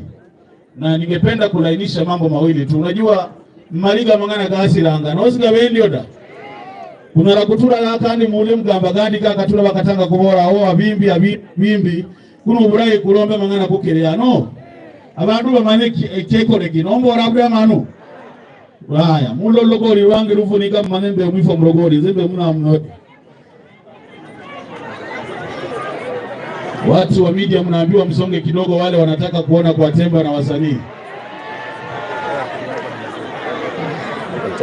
Haya, kwanza kabisa nataka nishukuru Mungu kwa ajili ya waimbaji hawa. hawa waimbaji wamefanya kazi kubwa sana kutokana na kifo cha mwenzetu Ilagosa wa Ilagosa. So I want to thank the family, thank you waimbaji na watumishi wa Mungu kwa kazi nzuri ambao mmefanya. Jambo la nataka niseme ya kwamba kulingana na kamati hii, maana nimesikia kwamba kuna taarifa hawa waimbaji wamekula pesa za matanga. Hawa mkiona ni watu wa kukula pesa za matanga? Hawa ni watu wa kukula pesa za matanga. Nataka niseme hivi. Shemeji Sara uko wapi? Shemeji Sara wapi? Hii microphone itengenezwe tafadhali. Sauti yangu isipotee. Nataka twende on record. Add me some voice. Huyu ni shemeji wa Ilagosa. Watu wanasema paybill imeleta mamilioni. Can you confirm? Maana huyu ndiye alikuwa anapata notifications za pesa zote ambazo zimetumwa kwa paybill. So ni vizuri aseme paybill ilileta pesa ngapi, watu wajue, msitoke mkisema iliingia mamilioni wasanii wamekula. Confirm kwa hao watu paybill ilileta pesa ngapi? Bwana asifiwe. Kwa kweli hawa waimbaji wamefanya kazi na hawa waimbaji wamejitolea. Bwana asifiwe.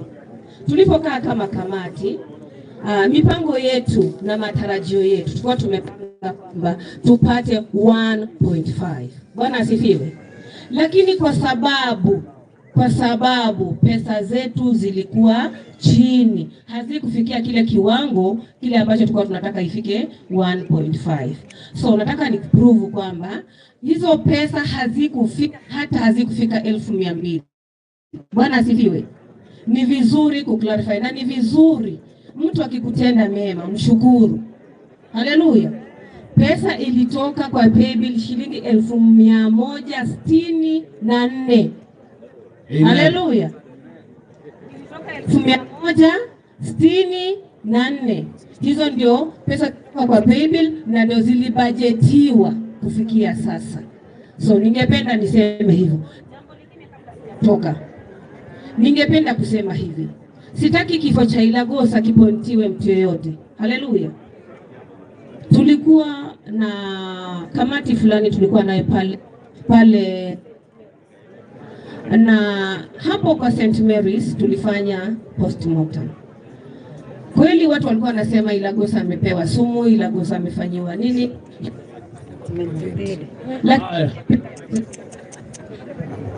Ningependa kusema hivi. Sitaki mchungaji yeyote, mwimbaji yeyote, familia yeyote akaja kapontiwa kifo cha Ilagosa. Nataka Ilagosa apumzishwe na amani. Ilagosa kilichomuua ni pressure. Ndio. Mimi walikuwa na yeye hapo na statement nyingine na huyu. Hapana, ni vizuri kuongea. Hello. Hello. Haleluya. Haya, mnanisikia? Haya, Sara, wacha mwenye masikio amesikia. Yule mwingine shemeji. So unataka kusema ndio shemeji kingine na huyu akagua kingine. Wewe umewaka. Haya. Mtu yeyote asila kifo cha Ilagosa tumkumbushishe kwa amani. Mbona anateta hivyo? Asante. Amen. Haya, tuendelee vizuri, mnanisikia? Hiyo tumeachana nayo. Maandiko inasema mwenye masikio asikie. Haya, narudi kwa mambo na pesa. Maana hapo ndio kuna kizungumkuti. Mmesikia kulikuwa na 164,000. Wale ambao mko kwa WhatsApp groups, mmeona tumechanga 493. Na hiyo harambee tulifanya, ukiweka kwa pamoja pesa yote ambayo imechangwa ni shilingi 716,000. Amen.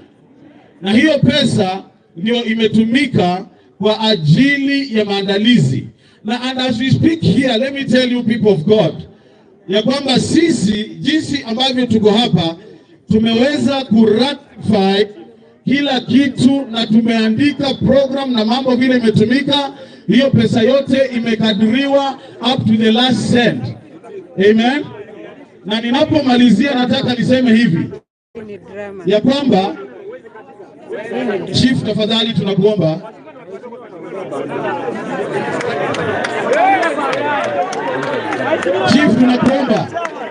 Chief, tunakuomba ukae chini. Utapewa nafasi yako. Chief, utapewa nafasi yako. Huwezi kuja kuingilia tu na kutaka kuharibu hivyo. Yes. Naomba Chief, we are here kama national leaders. We are here kama national leaders wa wasanii. I'm not talking kama kwa Temba. I'm talking like a director of Kenya Music Association. I was elected by musicians in Kenya. I'm speaking on behalf of musicians. Sio kama kwa Temba.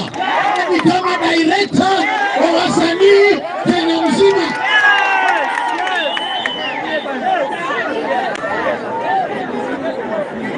You have some, lazima uwe na heshima. Hawa wasanii si ati wamekosa cha kufanya.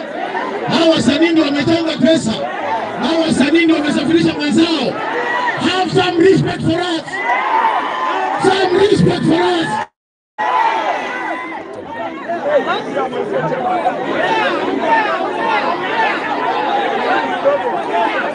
Hello.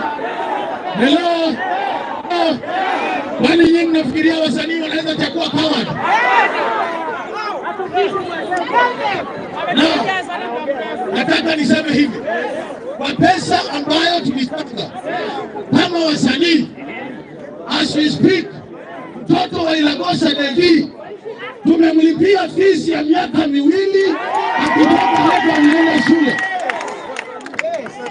Hatukujanga kila watu kukula, lazima tuangalie mbele.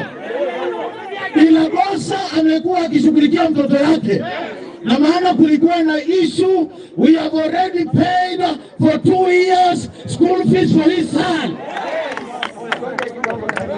Pesa ingine tumetuma kwa familia, na asubuhi tumefika tukaambiwa hakuna kitu. Kile ambacho tulikuwa tumesalia kwa salio, hiyo ndio tumetoa ipikiwe kanisa na baadhi ya watu ambao wamekuja kuomboleza. So msipate waimbaji tope. Hawa wanastahili heshima. Hawa wanashughulikia mwenzao. Hawa wanakuja kwa umoja. And I surprise you, hata bili ya 116,000 ililipwa na msanii mmoja kwa ajili ya umoja wa wasanii. My brother Cyprian ako wapi? My brother Rington amesimamia kuhakikisha nyumba ya Ilagosa inajengwa. Alafu mnataka kuja hapa kutubeba kama watu wajielewi. We cannot accept this. You need to have some decorum for the gospel ministers of this country. Kabla ukuja kuangania microphone, wewe umefanya nini? Na ulikuwa wapi?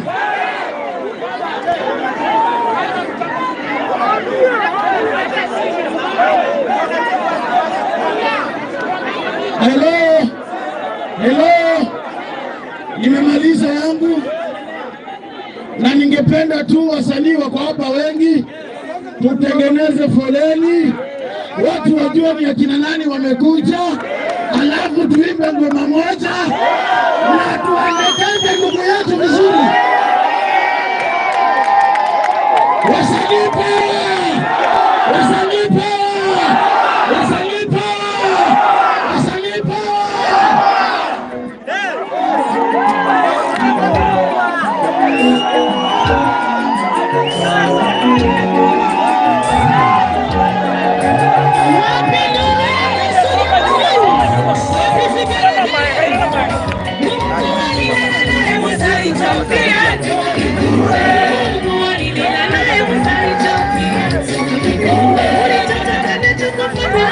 Makopiyo.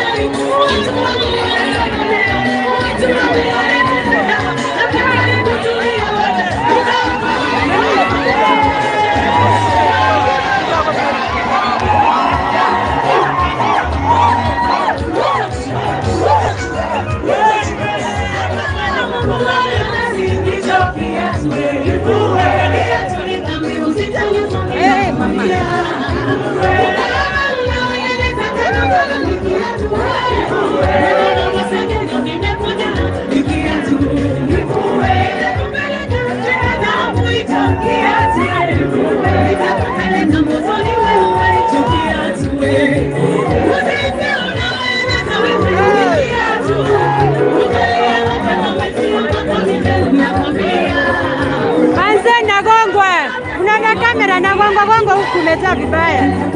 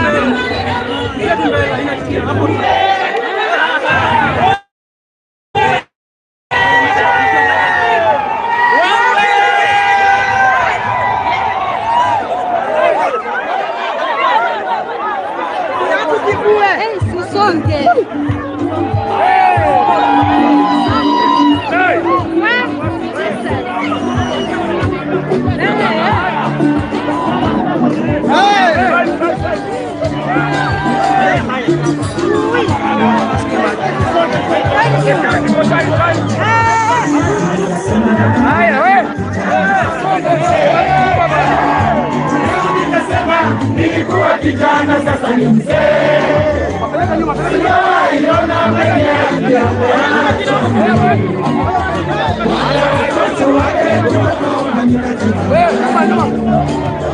Mungu ni mwaminifu, ahadi zake Mungu ni mwaminifu, ahadi zake si kama wanadamu. Akiongea Yesu ataongea.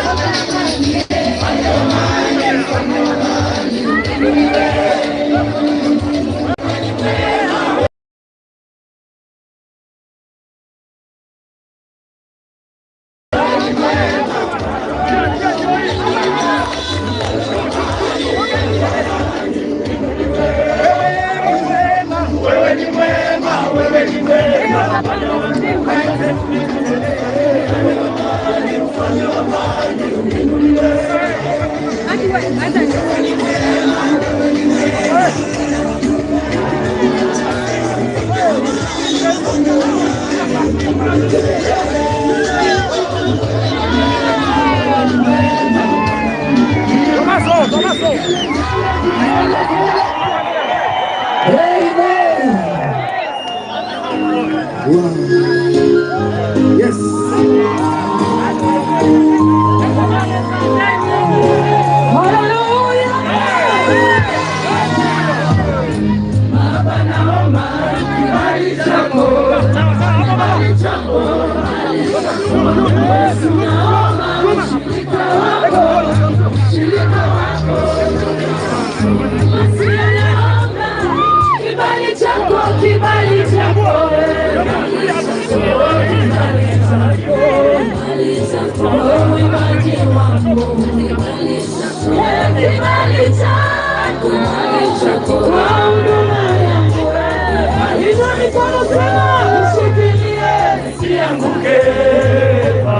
Wamama siwasikii sema natamani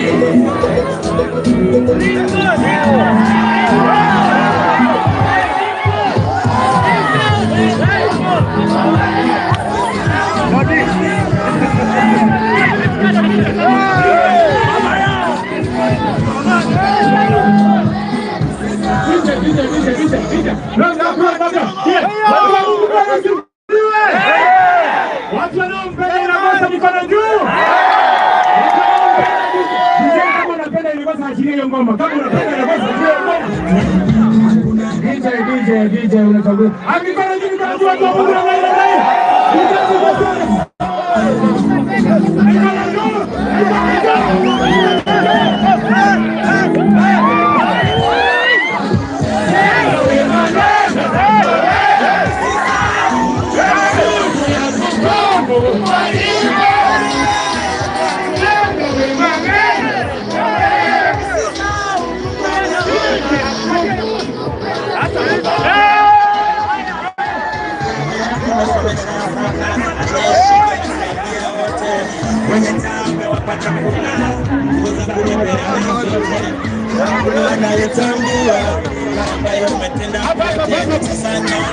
Kamera iko kilia, kuna fumbi jamani, hata nyinyi mkaa hapa muone vile kuko.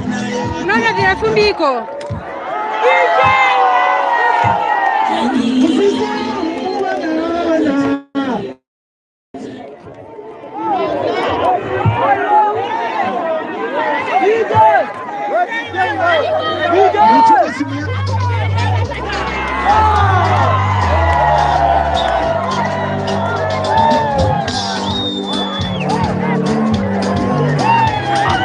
Guys, kamera haiwezi kuwa kilia, kuna fumbi inaingia kwa nini? Nimepangusa mpaka nimechoka. Sote naelekeza kwako Mungu wangu. Sala zangu zote naelekeza kwako Mungu wangu. Unisikie Bwana, unikaribie. Sala zangu zote naelekeza kwako Mungu wangu. Unisikie Bwana, unikaribie. Sala zangu zote naelekeza kwako Mungu wangu. Asante. Tunaomba turudi sasa. Turudi penye tulikuwa tumeketi.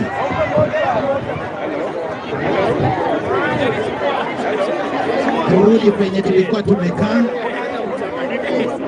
Na uchunge simu yako na uchunge mizigo yako mwenyewe. Usikuje kutangaza hapa ati kitu imepotea.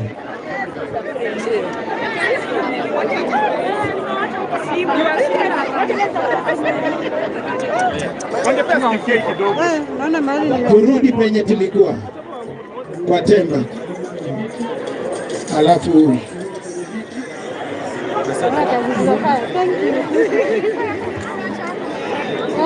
Nilipatia huyu alikuwa amenibebea. Jesus. Nataka tafadhali turudi penye tulikuwa tumekaa. Alafu nataka tutamleta Devi. Atasimama hapa na Bishop kwa dakika moja, Bishop Isaac Wawire. Alafu asante. Turudi tu mahali tulikuwa tumekaa.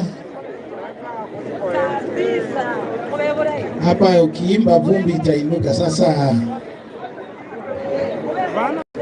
naomba turudi kwenye tulikuwa tumeketi. Nataka nimlete Bishop Isaac Wawire, alafu kisha Devi yuko wapi?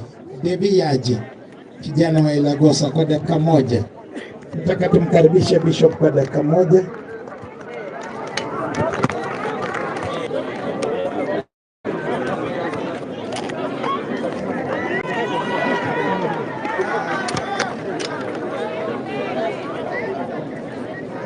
Ile maiki ya Bishop tafadhali iko wapi? Wangesoma kidogo hivi. Itabidi tusonge mbele kidogo. Apostle Mabwa. Apostle Mabwa.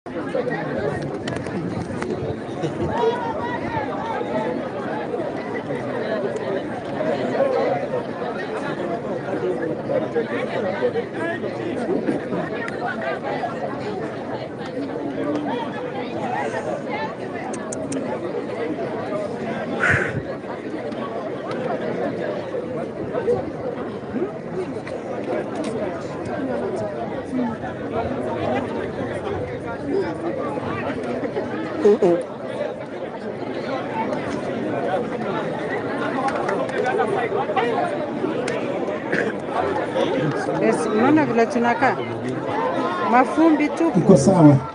Tafadhali turudi nyuma, tuachie wazazi pia nafasi.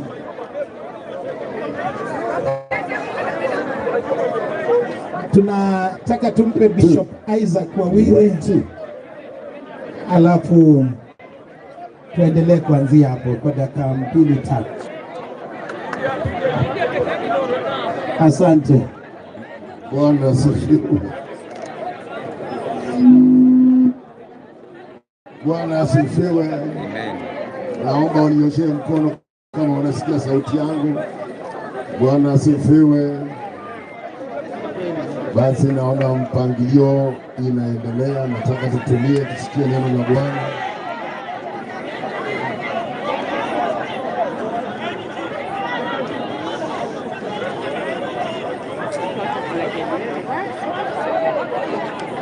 Hello. You have a keyboard there. You have a keyboard there. And we worship. Hallelujah. Who's somebody there?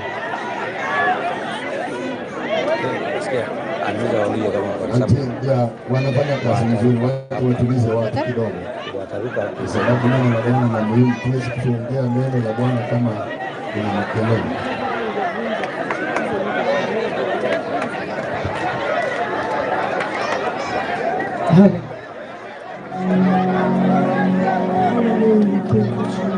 Give us worship, give us worship. Give us worship. Ni wewe Bwana, ni wewe Bwana.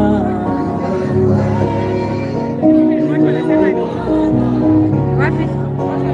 Kelele. Wanasema kelele. Ni wewe Bwana, ni wewe Bwana. Ni wewe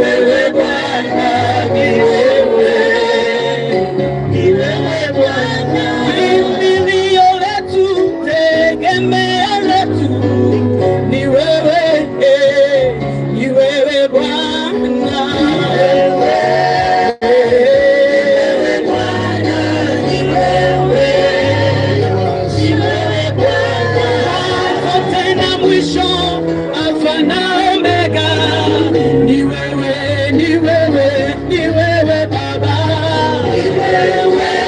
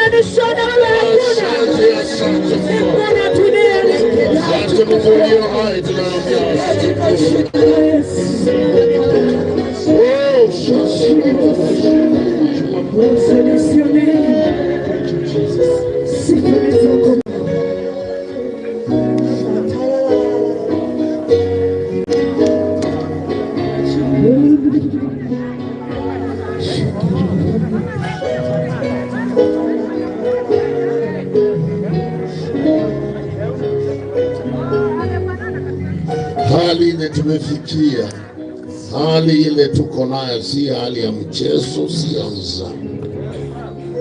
Kifo ni chungu, kifo ni uchungu, kifo ni uchungu. Hata wakati baba alikuwa anaonyesha kidole hapa, ningekuwa area hii ningetoroka. Mzee kama huyo akinyosha kidole upande wako sababu unafanya kelele, ninahofia maisha yako. Huyu ndiye ana uchungu, mzee ndiye ana uchungu. Ndio kijana unaona anasimama hapa anaangalia na anaanza kufikiria, hivi ndivyo wanaweza fanya baba yangu. Kwa hivyo this is a very serious moment ambayo lazima iheshimiwe. Heshimu. Sisi zote tuko hai. None of us is in the position of the one ambaye amelala. Na hata kama wewe una uhusiano na watu, uhusiano wako na yule amelala is different from everybody else. So we respect your sentiments and your feeling, but this is not the right place to express them. Na ninasema hivi, mimi naitwa Bishop Isaac Wawire, nakaa Mbale Vihiga, Praise Center Word of Faith ndio kanisa langu. Na waimbaji walinipigia simu wakiwa Nairobi wakasema kama mzee tungependa ufike. Nimekaa pale nikiangalia kila kitu, na nikajua ya kwamba mahali hapa tusipochunga Yesu wetu ataaibika. Yesu ataaibishwa.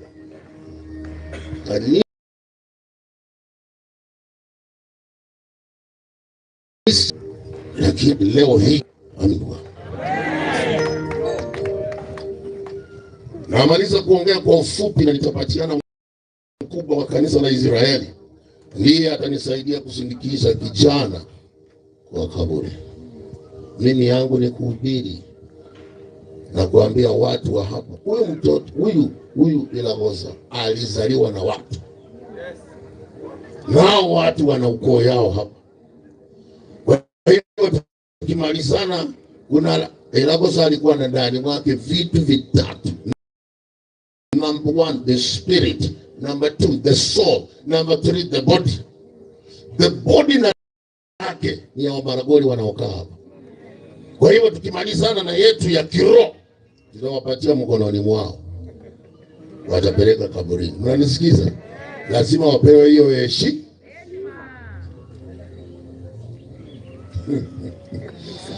Nataka kushukuru maaskofu wengine tumetembea na wao wako mahali hapa.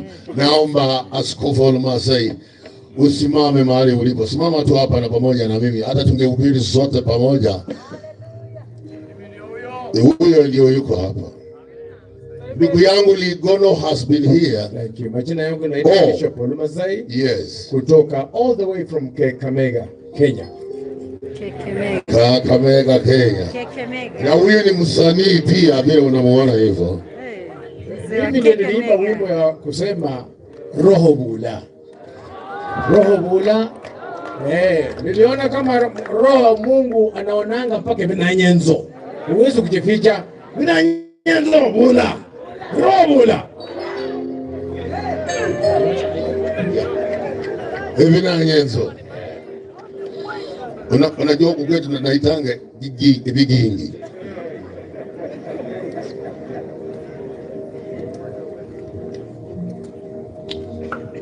Basi sasa niko tayari kuhubiri. Siwezi kuwakilisha Yesu mahali pa kelele. Hiyo nilikataa. Huyu ndio mfalme wa wafalme, Mungu aliye hai.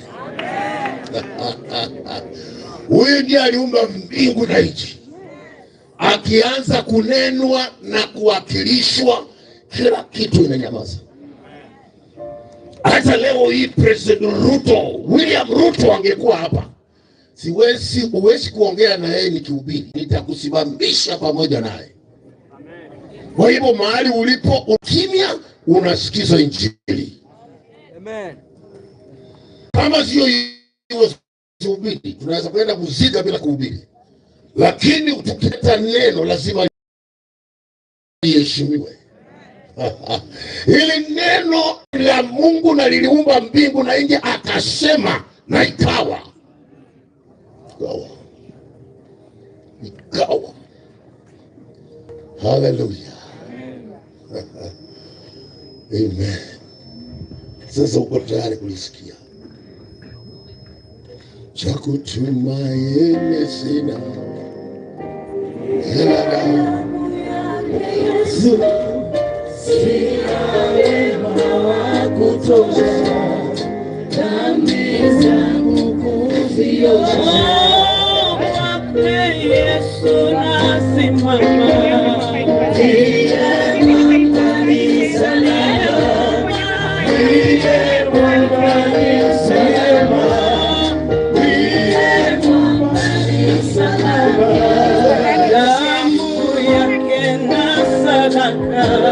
Somebody sing nategemea damu ya Yesu, yote chini ya giza, Mwokozi atanitoa.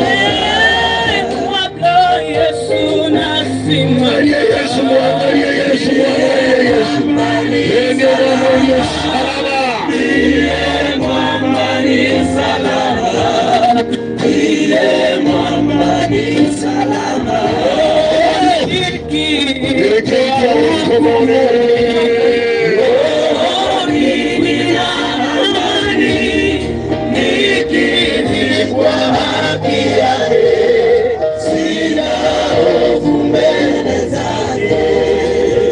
Yohana sura ya 14.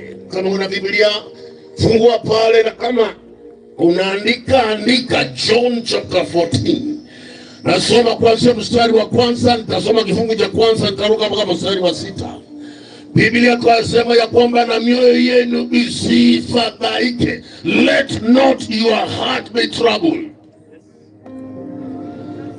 Let not your heart, moyo wako usihangaike, usisimie, usizitasita, usikiwe na wasiwasi, usiwayawaye.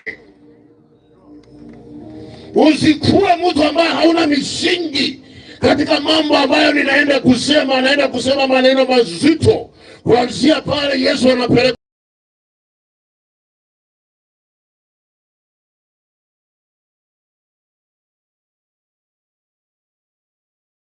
kwa mtu ambaye anaenda kufa.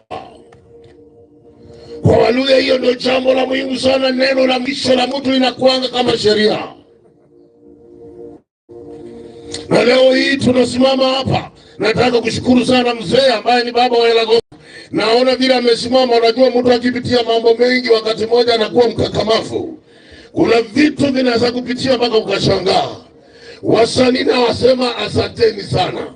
Hatungeweza kufikisha huyu mwili pa, lakini mmefanya kitu ambao ninawasihi kwamba mungekuwa mmetuambia mapema, tungesimamisha vitu vingi dunia hii. Hiyo mkutano ulitakiwa uwe na stadium kubwa, sio mahali hapa pa kufinyana namna hii. Kwa hivyo sisemi next time kwa sababu hakuna next time. Nasema hakuna next time. Nawaambia hakuna next time.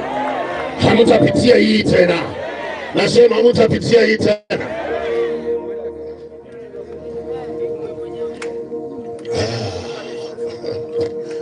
Bwana asifiwe.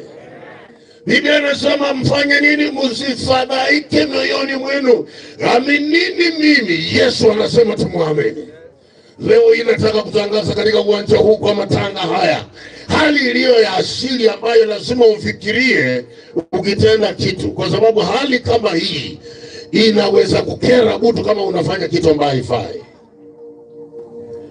I don't know kama our honorable chief alitaka kuchukua microphone. Kama alitaka kuchukua microphone, hiyo ni mbaya. Kwa sababu lazima uheshimu watu, hata kama mtoto anafanya mambo mbaya unampatia nafasi alafu unamcorrect baadaye. Simple like that. Na ndio unaona mimi nimenyamaza, nafanya correction sasa. Hii nimeanza inaitwa correction. Alafu baadaye ndio sasa ni ubiri.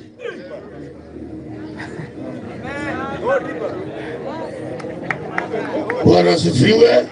Inua mkono mwambie Bwana asante Yesu. Sema tena asante Yesu. Sema tena asante Yesu. Ninaheshimu wachungaji na watu wote ambao mlio hapa. Kwa sababu ya hiyo nataka niseme asante tena kwa wachungaji wa kanisa la Israeli. Mimi ni Muisraeli katika roho. Ingawa sina kofia, lakini ndani yangu niko Israeli. Nikianza hapa Indunga mtashangaa.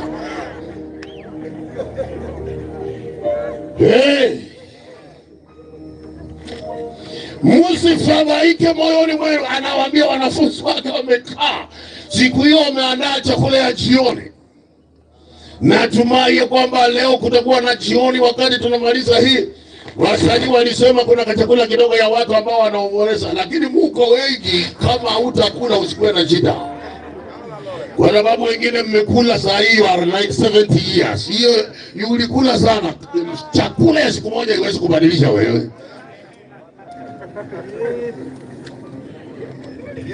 Wasio mabalia. Lakini walizanga chili ho. Kama hakuna uwezi kukula. Yesu akawaambia msifadhaike. Walikuwa na wasiwasi. Yesu anawaambia mimi naenda kudedi. Anawaambia sasa ukienda kwaje? Watu wanajipanga tu kwa laini. Hata James na Yohana walikuwa wamemwendea Yesu polepole wakisema Yesu akitoka James ataingia. Yohana atafuata. Na kweli wakati Yesu alienda mtu alifuata ni Yakobo. Usisemenge kwa matanga ya kwamba kile kitu alikuwa anafanya nitaendeleza. Wewe utafuata. Salamia jirani yako, mwambie chunga ulimi wako.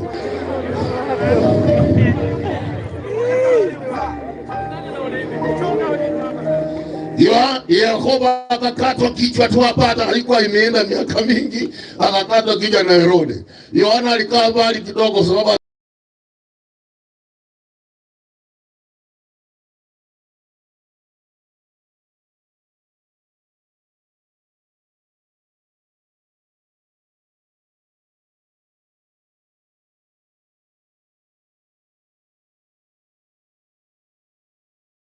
alikuwa hajasema yeye akakuwa ndio mzee kabisa akakufa kama ni mzee. Let not your heart be troubled. Mimi naangalia huyo kijana, mimi naona kijana atasoma. Nimesikia wasanii wamesema wanamlipia miaka 2 kutoka pale. Yesu anachukulia pale. Nasema Yesu anachukulia pale. Sisi hapa tunaonekana hivi wengi, lakini kuanzia kesho hakutakuwa na mtu mahali hapa. Kwa hivyo kama unategemea mwanadamu unaitwa umelaaniwa. Kumtegemea Yesu ndiyo jambo. Haleluya. Shiriena shiringa yo winjira ingo alishina shakarira kata miando chose salama wa Yesu. Kweli kidogo. Mama mmoja dada hapa akasema, pasta mmoja ya kwamba huyu nakabishira akasema ya kwamba Ilagosa asiende bali atembee hapa tafadhali. Hapa ni kubaya sana. Hapa si pazuri, mbinguni ni bora kuliko hapa. Haleluya. Nasema hata tembea hapa. Nasema Ilagosa tafadhali usikuje area hii. Area hii watu wanalala njaa. Area hii watu wanalala njaa. Area hii iko na ukame. Maombi yamewekwa Nyayo Stadium. Kama mbinguni mahali kuna dhahabu na mambo mema. Mahali wanaimba mwikulu michere chonyene.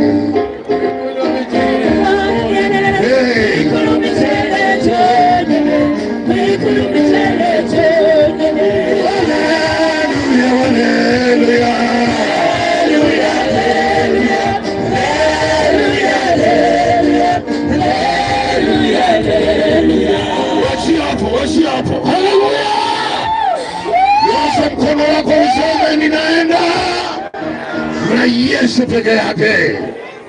Amen. Bwana leta Ilagosa atembee hapa asumbue watu. Wala mtu anafunga je sema Ilagosa rishwa. Ilagosa na alikuwa mhubiri hapana. Yes sir. Amina. Nataka nisiku moja nikishasereka sana kwa sababu za hii. Mungu akiniongeza tu miaka 30 nitakuwa nimetosheka. Ninaenda huko mara moja.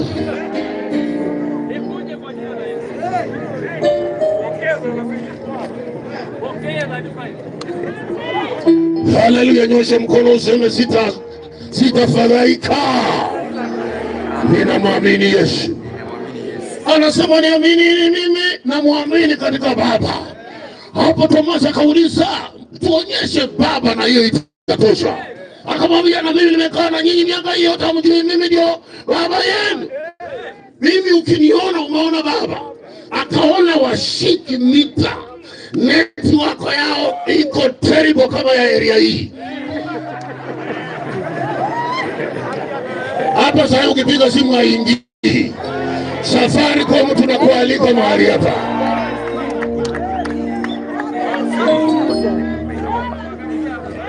Hawashiki kitu, wanafunza hawashiki kitu. Hawashiki kabisa. Ilibidi aanze kupasua na kuanza kuleta small palatable small bits ili waweze kumeza vizuri. Ndio sababu lazima tuhubiri injili tukatakate vipande, because we know the consumption rate of our people in the word of God is almost minus. We must break them into small bits. Msifadhaike mioyo yenu. Wakasema tuonyeshe Baba, hiyo itatutosha. Yesu akasema mimi ndimi njia msafita. I am the way. Njia yangu ni moja, njia yangu ni Yesu.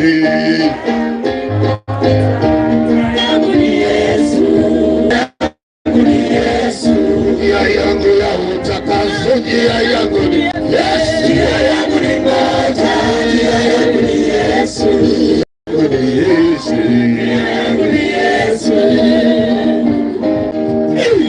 Yesu. Iwe mkono useme asante Yesu.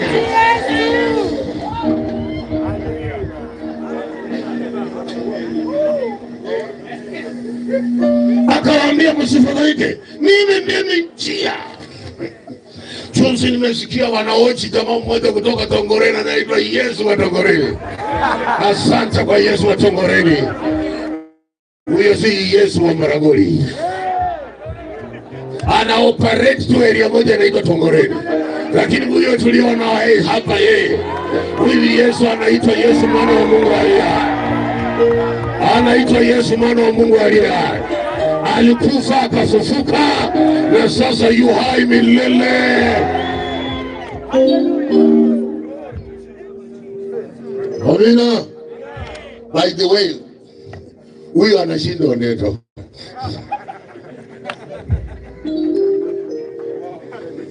Wacha tusiendelee. Nimesema sababu ndeto ni marafiki zangu hapa chini. Lakini huyu anashinda. Anashinda Elijah wa Waluya. Jeo wanyonyi wa Bukusu. Yesu, inua mkono useme Yesu, mwana wa Mungu aliye hai. Anasema msifadhaike, mimi ndimi njia. Yesu ndiye njia. Acha nimalizie kwa kusema hivi. Mwaka wa 1970 nikiwa kijana mdogo ya teenager, nilikuwa nimekata tamaa, nikamaliza maisha yangu, lakini nikasikia Yesu huyu anahubiriwa mahali, nikaingia. Mwezi wa 5 tarehe 29 akaokoa maisha yangu, akanibadilisha. Sasa mimi Roho Mtakatifu akanitoa katika hali mbaya. Dada huyu alikuwa anasema tu maskini iko mbaya, mimi yetu ilikuwa mbaya. Hata maskini walikuwa wanatuita maskini kwa sababu ile ladha yetu ilikuwa ni ya chini sana. Lakini anaondoa, Yesu anaondoa hapa. Nasema anaondoa. Amen. Hata watoto watasoma. Amen. Kazi itabadilika. Amen. Na watu hapo unajua tunategemea handouts za politicians. Hiyo ndio shida yetu. Unajua watu waliotoroka sana ni wanasiasa. Wanasiasa ni wachawi mbaya. Anakupatia 20 shillings ambazo zitakuumiza miaka yote. Na most of those money wametoa kwa makaburi. Simelala kaburi. Hey!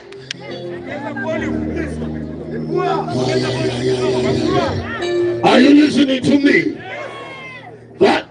Nataka kumalizia, siendi sana. Nataka wazee wapeleke huyo mwili pale. Na nilikwambia kwamba Ilagosa alikuwa na sehemu 3, the spirit, the soul and the body. The spirit ya Ilagosa ilipotoka siku hiyo ilihama Kenya.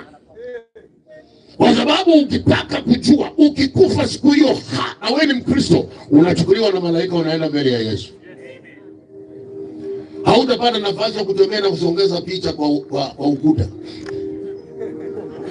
Hati hii picha ilikuwa hapa na inaonekana mwenyewe amesongeza hapa. Hiyo ni uongo. Bwana asifiwe. Number 2.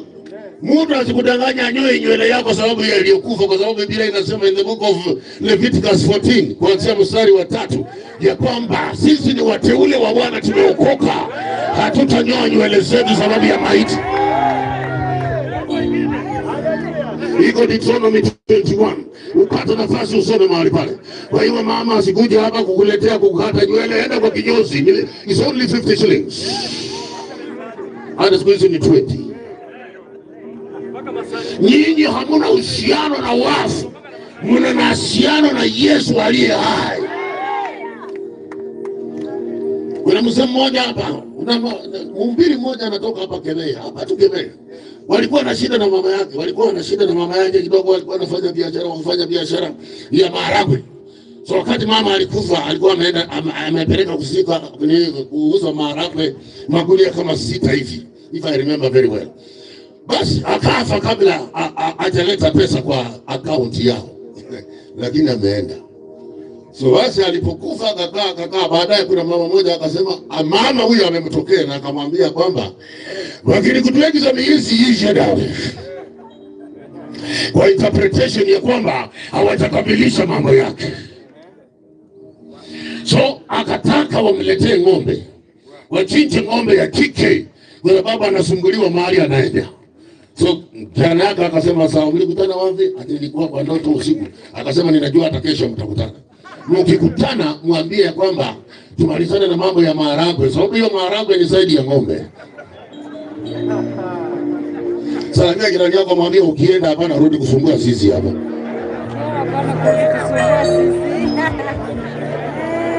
Bwana asifiwe. Bwana asifiwe. Kama kuna chakula ya kutosha huko, shauri yenu huko. Bwana kuja kutaka kukula ng'ombe yetu hapa. Unataka ng'ombe peke yake ambayo tunatoa maziwa ndani tuchinjie wewe na tujibu na kula na kina nani? Hata watu ambao sio ukoo wetu.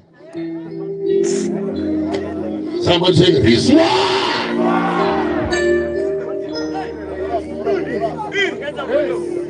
Hallelujah.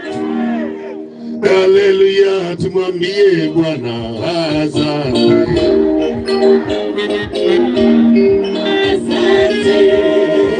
Tumwambie Bwana asante. Hallelujah. Tumwambie Bwana asante.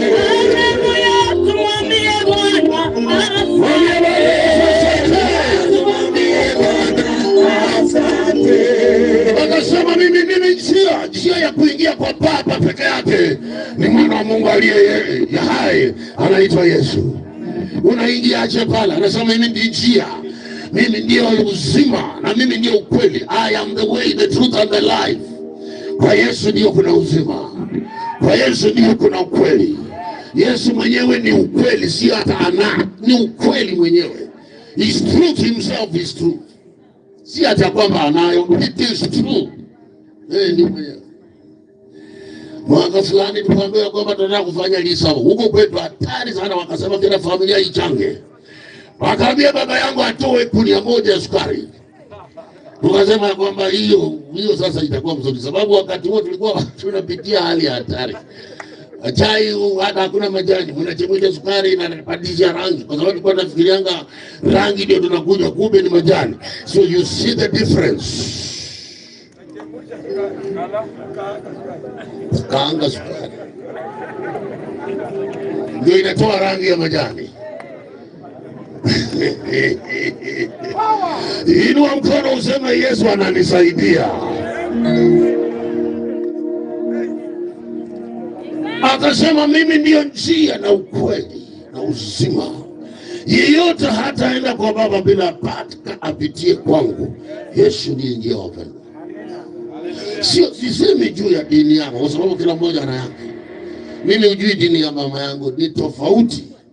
Dini ya ndugu zangu wengine ni tofauti. Ndugu mmoja ako pefa, mwingine ako nini, mwingine dada yangu ameolewa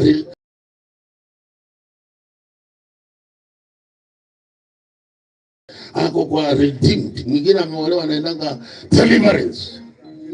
Yaani wakati wote tukiwa na deliverance tunajua mahali tunaenda. Tukitaka kuwa redeemed tunajua mahali tunaenda. Mwingine ako word of faith, yaani neno la Bwana. Hallelujah. Lakini watu wamependa Yesu. Wangapi wanasema Yesu anatosha, Yesu anatosha. Inua sauti yako usema anatosha. Anatosha. Anasema nimeenda kuandalia mahali, na mahali na waandalia ni mahali pazuri. Sema amen. Bwana asifiwe. Tafadhali kama Yesu atarudi hapa miaka ingine kama 100 hivi, wacha niwatayarishe mapema. Hakuna mtu atakuwa hai, utakuwa umekufa. Samia jirani yako mwambie ukuwe tayari. Ni miaka ndio tofauti. Usiogope hiyo kitu, kwa sababu inatupeleka huko. Wakati moja nikihubiri hapa Mbale, waliniambia watu watakata kichwa chako vile unaongeanga hivi na mambo mazito. Kuna watu walikuwa wamechoma madhabahu, wakachoma watu wa dini nyingine ambayo ni rafiki zetu siku hizi. Bali ilikuwa ni shida. Nilikuwa nasema njia ya kwenda mbinguni ni moja, watu walikuwa wananisikianga vibaya, lakini siku hizi tumeshaanza kuelewana. Sasa wakasema watakata kichwa yangu, nikasema ya kwamba kuna vitu viwili vitafanyika. Number 1, muda nisaidia kwenda haraka, kwa sababu hata hapa sitaki.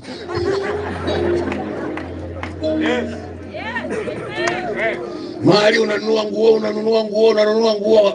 mule haununui nguo, unapewa na Mungu. Kila kitu ni free. Yesu ashanunua vyote. Bana ni dhahabu. Sasa ukipatikana hapa dhahabu watakuua. Wanakata shingo, wanatoa dhahabu kwa masikio. Kule ni kila mtu mnatembea kwa dhahabu.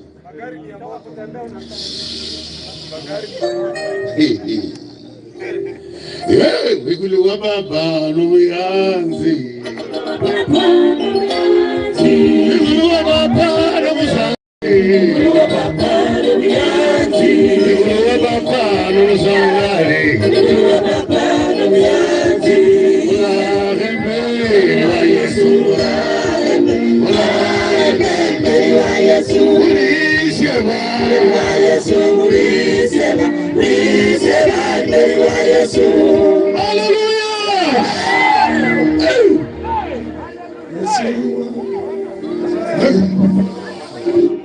Hallelujah. Ngoja. Nataka kumaliza hii kitu tumalize. Ili watu walikuwa wananiambia usigenge mapema sapa kama apangiwe kwa orodha ya sapa. Shika yeye mapema ili wamwekee kwa kikundi ya chakula ya jioni. Akienda amechelewa atalala njaa.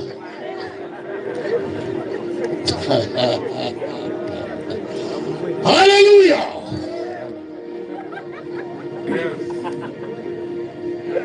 Yes, ndiye njia. Sawa. Salimia jirani yako, mwambie hata bishop yako si njia. Na kanisa yako sio kanisa inapeleka watu mbinguni. Wanaenda wenyewe sababu wamekubali Yesu.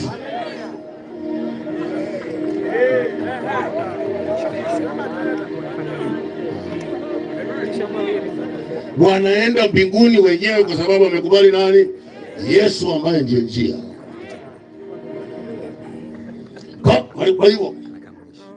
Kwa hivyo hii makanisa yote ambayo mnavanga nguo nyeusi siku ya mazishi mnaletanga shida na giza.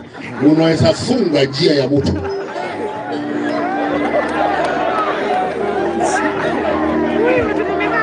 Kuanzia leo ninawapatia uniform nyeupe.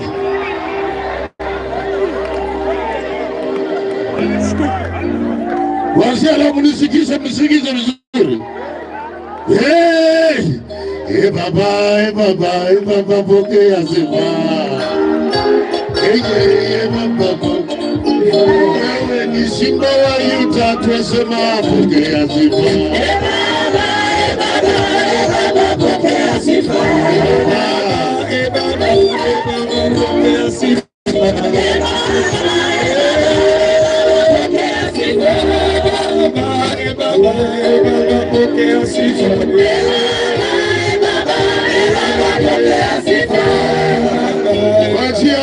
Wachia hapo tumalize. Hallelujah. Yesu ndiye njia. Anasifiwe. Yesu ndiye njia. Huyu Yesu ndiye njia, alishika mimi. Nilikuwa na vituko lakini akanishika. Mpaka saa hii Bwana kanisa ndio wanaweza choka na wewe. Anakusamea dhambi. Bwana asifiwe. Anakusamea dhambi. Anakusamea. Mimi nashukuru vile msichana wetu hapa amesema kwamba Ilagosa pamoja na mama walisameana. Mwingine aliniambia kuna mmoja mzee tulikuwa naye Kakamega tukifanya kazi ile kusaidia watoto in district. Akasema hata Mungu akitoka mbinguni kuja hapa mimi sitaweza kusamea, tutamalizia mbinguni. My friend, nikasema ya kwamba Yesu kama Mungu amekuja sasa unaenda mbinguni kufanya nini? Tumalizane tuna Mungu maya. Hata jirani yako nisamehe tafadhali, nisamehe. Hata kama nimekukosea. Hii matanga tunasameheana. Tunasamea wasanii wanatusamea swasei. Bwana, na tunasamea chief na chief anatusamea. Hallelujah! Tunasameheana. Hii kitu ya kusameheana tafadhali. Na kama hutakula kitu chochote tusameheana. Ambia nisamehe sababu hautakula kitu hapa, nisamehe. Hakuna chakula yako hapa, nisamehe tafadhali.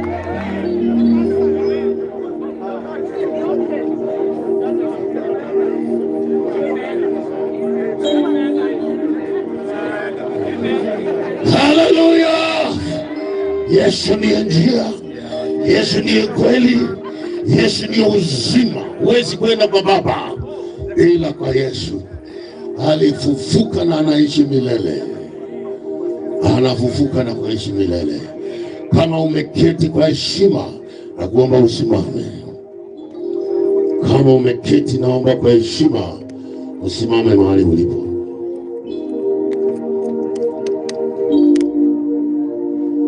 Wake Yesu nasimama.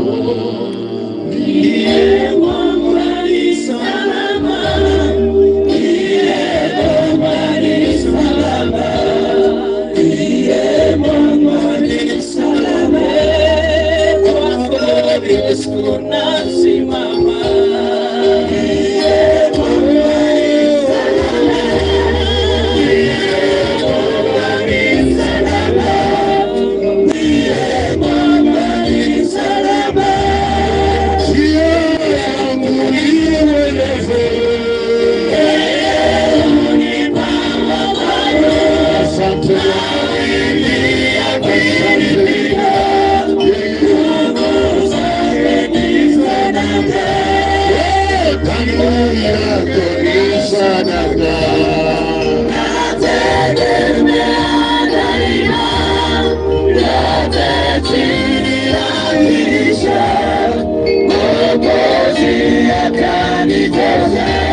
Hiyo wimbo inanena, wewe unanena na Mungu wako. Sasa mwambie Bwana, niko hapa.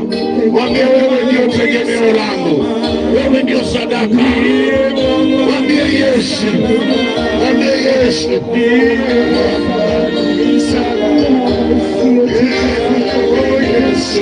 mwambie Yesu, wewe ndio tegemeo langu.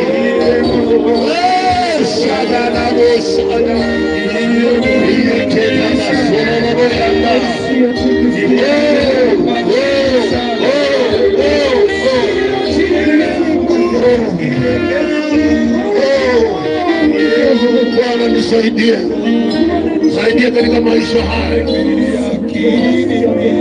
Oh Yesu, tuwezi kukuzungumzia maneno yako. Najua haupitii mambo yaliyo mazuri. Kuna vitu umepungukiwa kama sisi wengine tumepungukiwa. Mimi ni askofu, lakini kuna hali inafika mpaka unasikia umepungukiwa, unahitaji msaada mahali pengine. Unaendea kwengine, unakuta kwamba na wao pia wana upungufu. Kenya ina upungufu saa hii, mpaka president mzima anataka aitishe maombi, Mungu atusaidie. Naenda mpaka Nyayo Stadium, pamoja na first lady wamelala chini kwa magoti, pamoja na rigiji chini, wako chini, wanaitisha msaada wa Mungu. Kuna mainchi nyingi, hata unasema Amerika ndio watu wanakimbilia, ina madeni kali sana, in trillions. Hata wewe unasema nini ati wewe nijitegemee? Hii maisha huwezi kujitegemea, unahitaji Yesu. Unahitaji Yesu. Bwana asifiwe. Najua unagonga dunia, watu wakisikia wanafanya ndi inatingizika. Time itafika hiyo dunia haitatingizika. Utakuta mguu imekaa kama ni shindano. You need the help of God. Unahitaji msaada. Unahitaji msaada wa Yesu. Yeye ndio kimbilio la kweli. Tunamkimbilia leo. Funga macho mahali ulipo na kuombea sasa. Baba, katika jina la Yesu nimesimama hapa kwa sababu ya mazishi ya mtumishi wako. Hatuna jambo la kusema kwa sababu kufikia hapa hatuwezi kumuomba aingie mbinguni ama atoke. Wamemalizana na wewe kabla afike wakati huu. Mambo yetu tunayozungumza ni kwa ajili ya walio hai, kujitayarisha kwa ajili ya siku yetu. Leo hii ninaomba Bwana, uwe ndio tegemeo letu. Vile Ilagosa alikuwa ni tegemeo, wewe ulikuwa tegemeo lake, nasi tunaamua kuwa wewe ndio tegemeo letu. Naomba Mfalme utusaidie na utusaidie ili tukifika siku yetu kama hiyo tuwe tumetayarisha maneno yetu. Asante Yesu. Kama uko hapa na unasema kwamba mhubiri, mimi nataka huyo Yesu awe tegemeo langu. Nataka huyo Yesu awe mwokozi wa maisha yangu. Nataka huyo Yesu anisaidie nikifika hali kama hii. Nisiudiwe tu na umati ya watu, lakini nitakuwa niko sawa na wewe. Mimi na wewe tuwe ni watu ambao tutaenda pamoja tightly. We are walking with you. This is a good time to surrender to the Lord. Uje wakati. Mahali uliponyosha mkono wako useme Yesu ni nakuhitaji. Unasema mhubiri niombee. Nyosha mkono wako. Nyosha mahali ulipo. Nyosha. Nasiona hizo mikono. Nyosha mahali ulipo. Unajua wewe unaenda kanisani, unapenda Mungu, umebatizwa, lakini haujaokoka, haujakubali Yesu kama mwokozi. Nyosha mkono wako. Asante. Asante. Sote tulio hapa nataka tusaidiane na hawa, sababu hatuna wakati wa kuwaita katika mfuringo huu saa hii. Nyosha mkono wako, sema Bwana Yesu, naja kwako leo hii, unisamehe dhambi, unifanye kiumbe kipya. Nikitoka hapa, nikiacha mwili huu, nataka niunganikane na wewe mawinguni. Asante Bwana, niondolee laana ya dhambi, laana ya sheria, niwe kiumbe kipya katika Kristo aliye Bwana wetu. Amen. Wacha nikuombe. Kuna watu wengi mmeinua mikono, wengine mliomba kimoyomoyo. That is okay. Sisi hatuwezi kufanya uamuzi saa hii. Ingekuwa inawezekana ningekufanyia kitu fulani, lakini tafuta kanisa ambalo linahubiri injili ya Yesu Kristo. Unasikia wanasema kwamba mtu anaenda mbinguni, nenda unasikia kwamba mtu anaweza kuisha kwa utakatifu, nenda unasikia kwamba wanajazwa Roho Mtakatifu. Ingia hiyo kanisa by force or by fire. Basi akikataa mwambie niliambiwa kwa matanga niingie kwa hii kanisa, na ukae ndani hapo mpaka Yesu arudi ama kuchukue kama hata kwa amerudi. Father, in the name of Jesus Christ, I have preached your gospel. And your gospel is good news. Kuna haja kulaani watu na kulaumu watu. Falme wana wanaokuamini unaofanya wako. Na ni wewe ndiye ambaye tumeamini leo hii. Katika Kristo aliye Bwana wetu, ubariki hawa watu, bariki nyumba zao. Kama tutaonana hapa duniani siku moja wakinikuta kule wanasema naleta video ya siku ya leo, nione wale watu waliokoka hapa wakiwa huko. Asante Bwana, watunze katika Kristo aliye Bwana wetu. Amen. Tumshangilie Bwana kila mahali. Shangilia Yesu. Shangilia Yesu.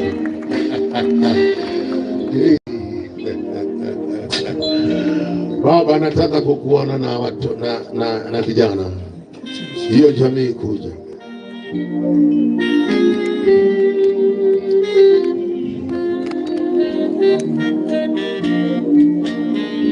Hallelujah. Yesu nasimama.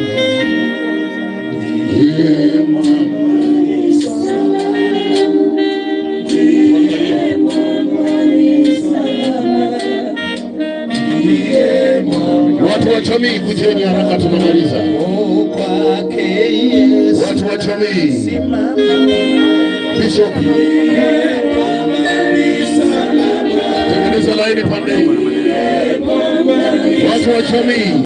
Kuja mpaka pande hii. Damu yake na sadaka.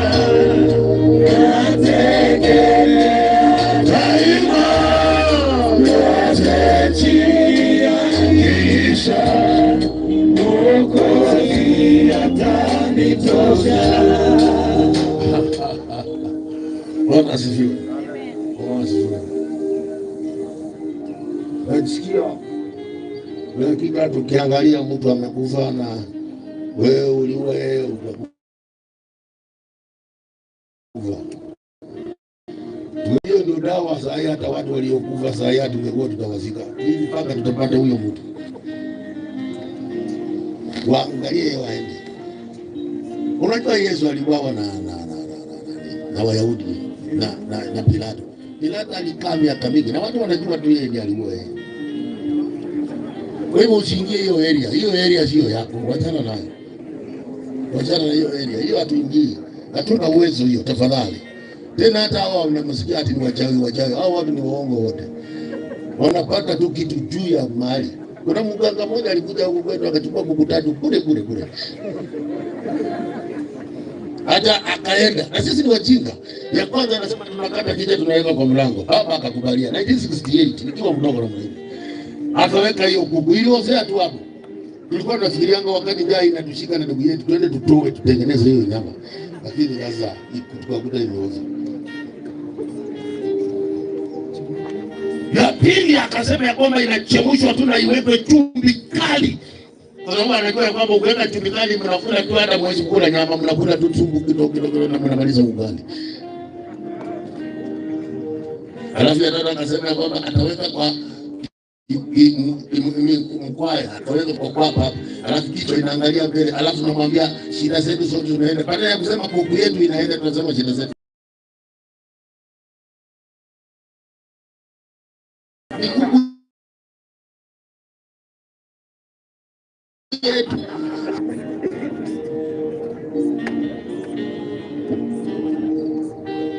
Huyu alikuwa mtumishi wa Mungu.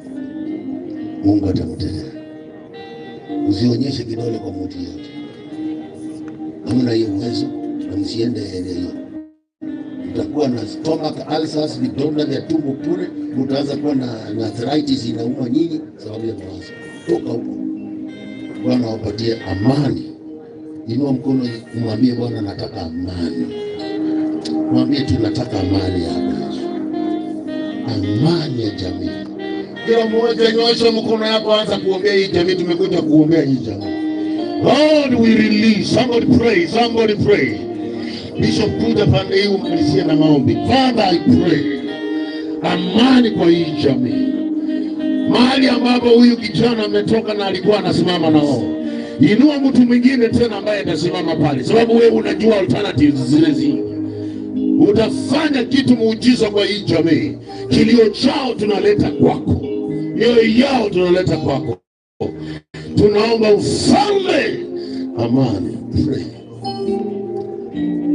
Baba, asante kwa neno lako ambalo limeguza watu wako. Asante kwa wale ambao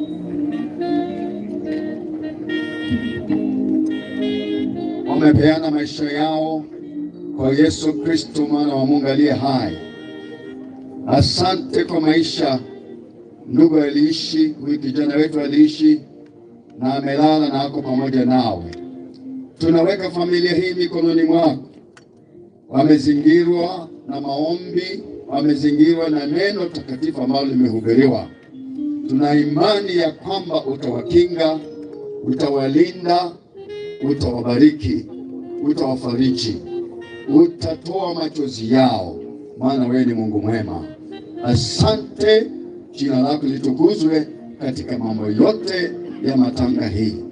Asante kwa neno lako, tunakushukuru katika jina la Yesu mwana wa Mungu tunaomba. Amen. Amen. Baba, Modi Baba. Modi. Oleni sana. Oleni. Modi. My sister. Oleni.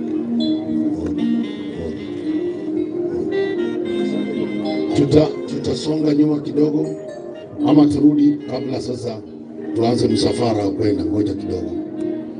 Watemba, mmetoa sadaka?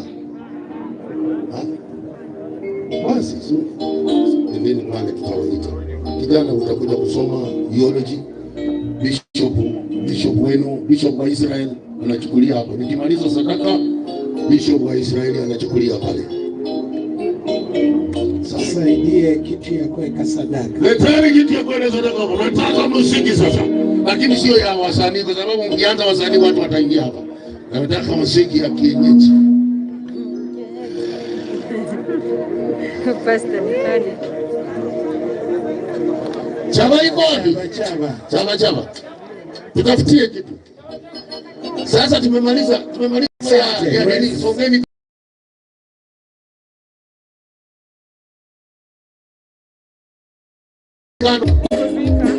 Tuache nafasi hapa na tupate njia nyingine hapa tafadhali. Tuachie nafasi hapa ndio watu wapite hapa. Tusaidie kiti moja. Tusaidie hiyo kiti hapa.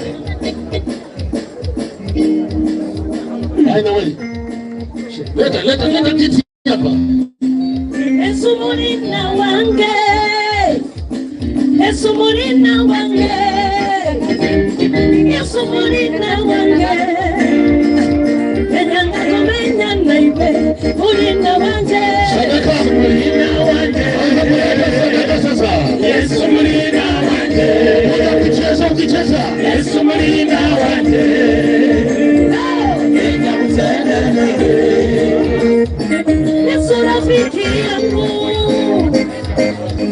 rafiki yangu, Yesu rafiki yangu, nataka niishi naye. Yesu rafiki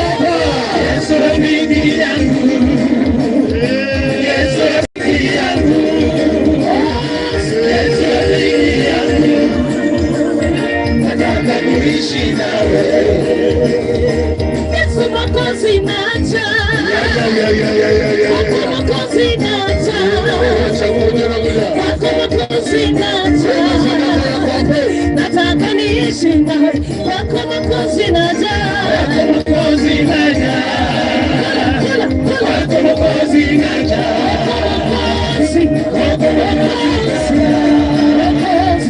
nataka niishi nawe. Yesu Mwokozi nacha, Yesu Mwokozi nacha,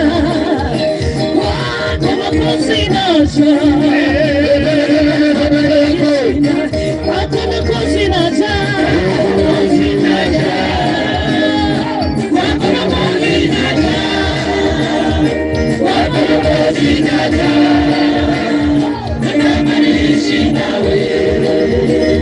Yesu rafiki yangu, Yesu rafiki yangu, Yesu rafiki yangu, nataka niishi naye. Yesu rafiki yangu, Yesu rafiki yangu, Yesu rafiki yangu, Yesu rafiki yangu, shikilia, nataka niishi naye. Shikilia.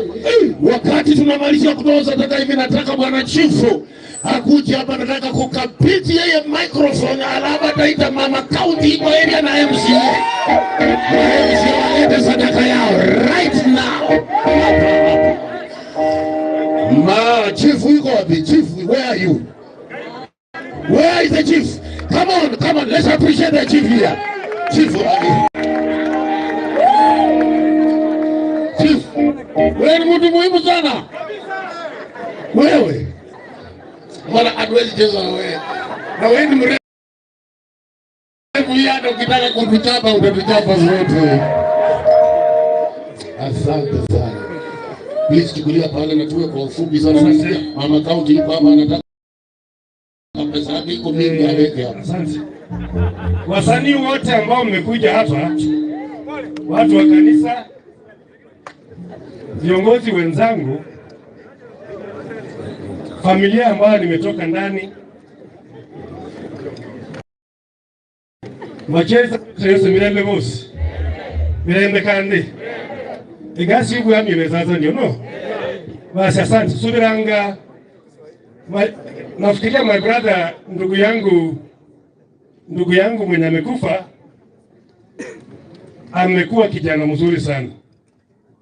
Sijui nitasema namna gani, kwa sababu ya muda. Niko na chiefs wengi hapa sana, niko na assistant chiefs wengi, watakuja hapa tu waseme jina na kwenda kukaa.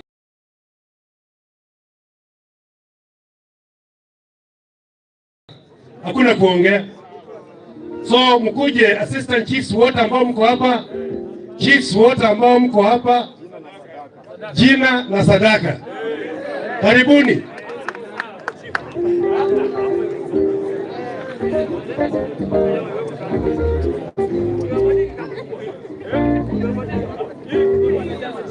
Wala assistant chiefs. Assistant chiefs wote. Jina tu. Na chiefs. Assistant chiefs na chiefs. Mimi naitwa Kifani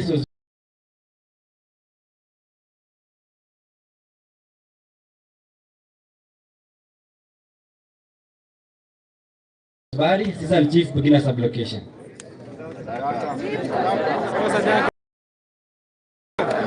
Peana, alikuwa ameshapeana. Waombolezaji wote ambao wamekuja kusindikiza mpendwa, hamjambo. Bwana Yesu asifiwe. Kwa majina naitwa Judith Nandoya, Chief Emanda Sublocation Vihiga Sub County. Poleni. Waombolezaji hamjambo. Hamjambo tena. Mimi naitwa Lilian Okode, Chief wa South Maragoli South Maragoli iko Vihiga sub county. Poleni sana. Bwana Yesu asifiwe. Kwa waombolezaji wote na familia, wacha Mwenyezi Mungu akaweze kuwafariji. Rest in peace Ilagosa. Naitwa Ruth Senelwa, Senior Assistant Chief Chango, Vihiga Sub County. Asante. Ametoa ndiye akakuja. Yangu ndio hii. Asante kusura. Nafikiria mimi naenda kusema machache kabla niite our area MCA. Nafikiria hii kijana tumekuwa na yeye kwa muda, tukiwa na matanga kama hii huwa anasaidia, huwa anaimba, na mimi nimepoteza kwa sababu he was one of my resources. Na ile kitu ningependa kusema tu, unajua ya kwamba Mungu ndio mambo yote, si ndio? Kama ni mtu mwenye alifanya hii maneno, mimi naomba mtu akufe. Na ni kama ilikuwa maneno ya ugonjwa, Mungu pia anajua, sio namna hiyo. Kwa hivyo hata tumuombee mahali penye ameenda, aende salama. Pia sisi tutamfuata huko, lakini tunaomba tusiende saa hii. Mungu atupatie muda kidogo, si ndio? Nafikiria mimi kwa upande yangu, watu wa kanisa, wageni wetu ambao mmekuja hapa, mimi nashukuru sana ile kazi wasanii wamefanya. Kijana wetu alikufa na ndugu yangu alikuwa mzaifu, lakini vijana wasanii wamejitokeza wakahakikisha kwamba kijana wetu amefika hapo. Si wasanii wamefanya kazi nzuri? Mnajua hiyo sio kazi rahisi. Pia hawa ndio wamesimamia hii matanga yote. Kwa hiyo hatuwezi kuwapigia makofi kidogo. Hii matanga watu wamesimamia hii matanga, inafanana vile inafanana hivi, ni wasanii pamoja na kiongozi wao. Ningependa pia kusema ya kwamba mimi kama chief wa area hii huwa sikosani na kanisa. Naomba mnisamehe, wakati nilikuwa nakuja hapa, waheshimiwa walikuwa wameniambia chief, tunataka tuone mbele kidogo. So nilikuwa nataka kitetu hiyo na speaker niseme ya kwamba tafadhali tukane tuka nafasi kidogo, waheshimiwa wapate kuona huko mbele. Sijui kama nilikuwa nimefanya makosa. Kwa hivyo tuko pamoja, nyinyi ni kama watoto wangu, na hamjakosa, lakini nimewasamea. Asante. Okay, bila kwenda kwa mambo mingi, ningependa kumkaribisha MCA wetu akuje naye aongee na watu wetu. MCA, karibu.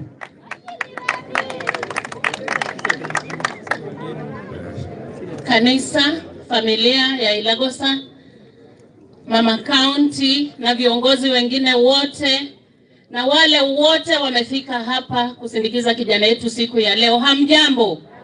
Hamjambo tena. Jina langu ni Florence Kegode, nikiwa mheshimiwa wa Busali Ward, ambapo mwana sanaa ambaye anazikwa siku ya leo akiwa ni Ilagosa wa Ilagosa. Alikuwa ni kijana mzuri sana ambaye tulimpenda, lakini Mungu amempenda zaidi na amemchukua kwa wakati wake. Kama Mungu alipanga aende kwa hiyo njia, kijana wetu ameweza kwenda. Wale tumebaki tuombeane.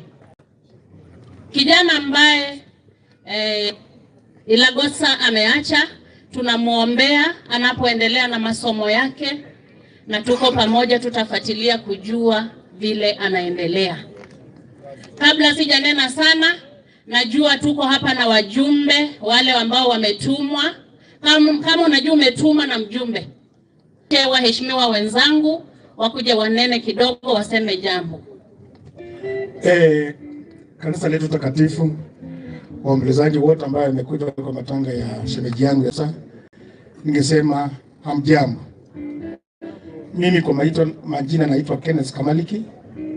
Vile nimesema, mimi nimeoa sehemu hii lakini nimetumwa hapa na MP wa Emuhaya ambaye ni Omboko Milemba, wako bungeni saizi na ni rafiki sana wa Ilagosa. So alisema nikuje nipeane rambirambi zake na akanipa sadaka yake 5,000.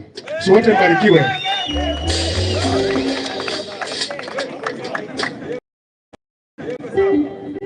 Hamjambo wote, familia pamoja na kanisa na wasanii na waombolezaji wote, ni wasalimu katika jina la Yesu. Bwana Yesu asifiwe. Mimi nimekuja hapa kwa ajili ya MP wetu Mheshimiwa Clement Lawyer. Amesema ya kwamba amehuzunika pamoja nasi. Ilagosa amekuwa rafiki yake, hata amemwimbia wimbo yake ambaye amekuwa nayo ya campaign. Kwa hivyo amehuzunika nasi, lakini ako kwa kamati Nairobi. Kwa hivyo amenituma hapa na sadaka yake 5,000. Kwa jina ni Pamela Lumwagi. Barikiwe. Asante sana, nitakaribisha kanisa takatifu, wale wote ambao wamefika katika matanga ya Ilagosa wa Ilagosa. Tusalimiane kwa jina la Yesu. Bwana asifiwe. Mimi nimekuwa rafiki wa Ilagosa wa karibu. Mimi naitwa Ngadi. Niseme tu ya kwamba nimetumwa hapa na majani, mama na majani. Wini majani la kunduma, ya komba zile fuzine, mbole msakuru pole. Asante. Wakati huu ningependa kukaribisha waheshimiwa wote, MCS wote kutoka Kakamega pamoja na Wavihiga wafike hapa. MCS wote. Na DJ ningependa wakati tunakaribia kukaribisha Mama County, utaweka wimbo ambayo Ilagosa aliimbia Mama County wakati alikuwa kwa campaign. Sala zangu zote naelekeza kwako Mwenyezi Mungu. Ujiandae na huo wimbo tutakapokaribisha Mama County. MCS wote wakuje.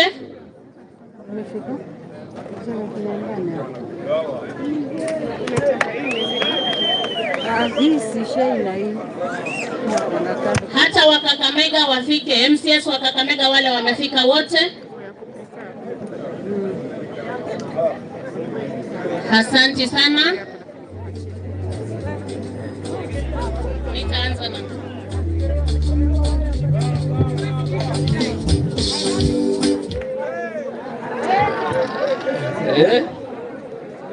waombolezaji wote wenye wamekuja Busali, hamjambo. Asanteni kwa kuja kuomboleza na sisi hapa Busali. Ndugu yetu amefariki, tuna machungu. Hata mimi saizi siwezi ongea, alikuwa ameniambia hivi karibuni atakuja kuniimbia. Sasa na machungu, sina mengi ya kuongea. Kwa majina ni Honorable Fela Ajega Miheso, nominated MCA Vihiga County. Asanteni, Mungu awabariki. Nina mchango wangu kidogo, tutaachia mzee 3,000 naachia mzee. Asanteni.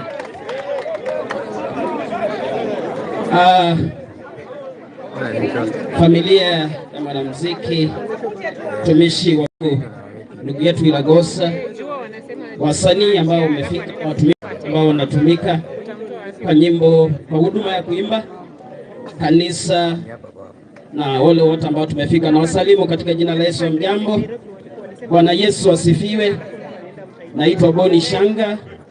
Mimi ni MCA wa Muhudu Ward katika kaunti yetu ya Vihiga.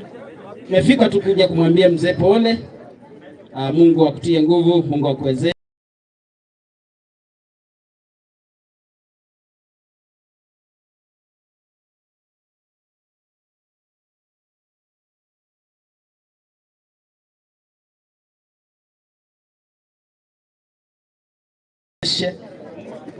Kwa ajili ya kumpoteza kijana ambaye alikuwa na kuchunga, lakini Mungu atawafariji sana. Asanteni sana, Mungu awabariki sana.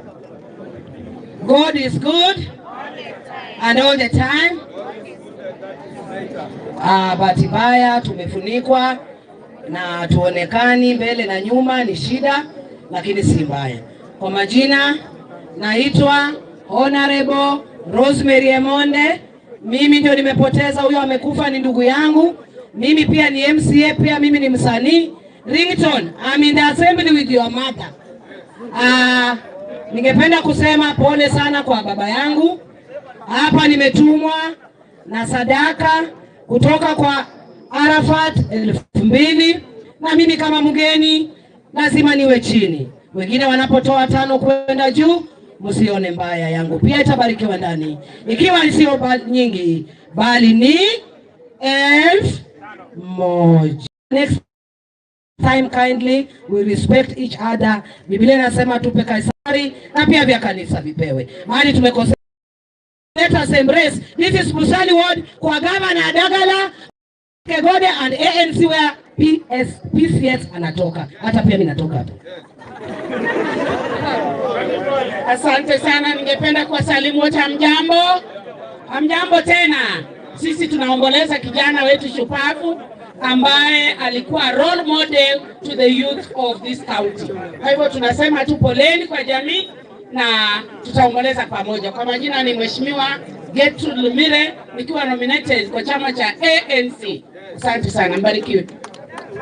Asante sana waombolezaji wote akiwemo Mama County Beauty ya Dagala na wasanii wote. Mrembe mosi. Naanza jeriza ku. Mrembe mosi. Bwana Yesu asifiwe. Ni uchungu sana.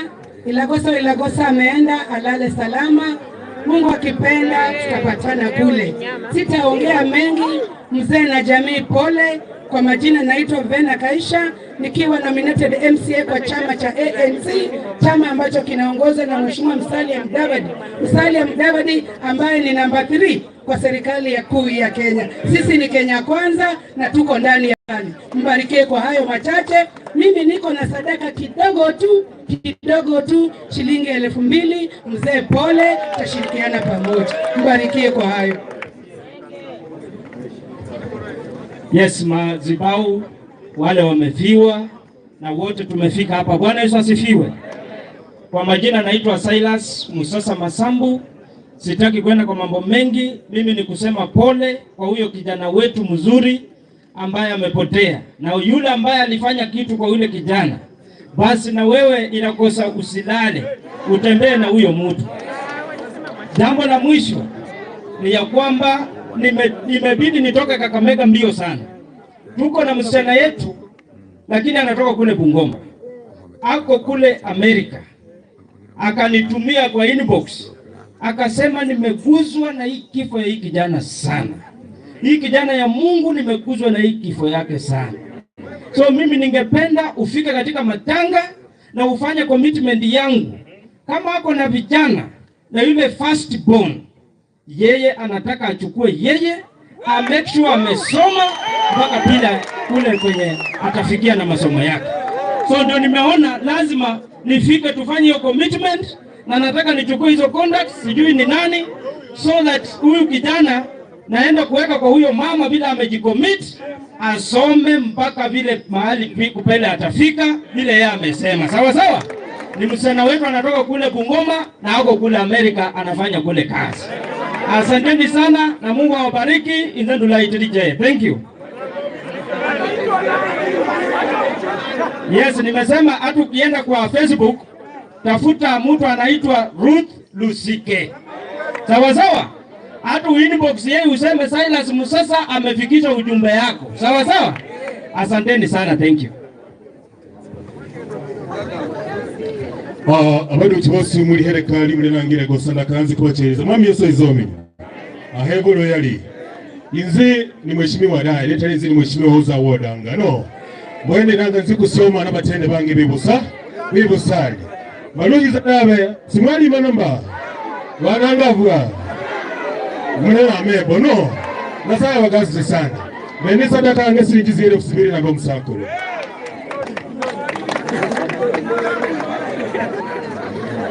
Ujibugana Josi bacheza mbisha so mrembe bosi. Mrembe kandi. Nziwa waranga maragoli kuinukero wigido gano. Sasa mbeno mrenanga be USA arangwa Sheila. Ambe kukendo kidimbe msakurere funara no. Sande kubosi bamuituliza. Kendo chanambo one Emoni adena ugutu. Emoni ahoza ugutu ado. Emoni adena ugutu ahoza. Nagango sogorendi. Yani kwa Kiswahili nasema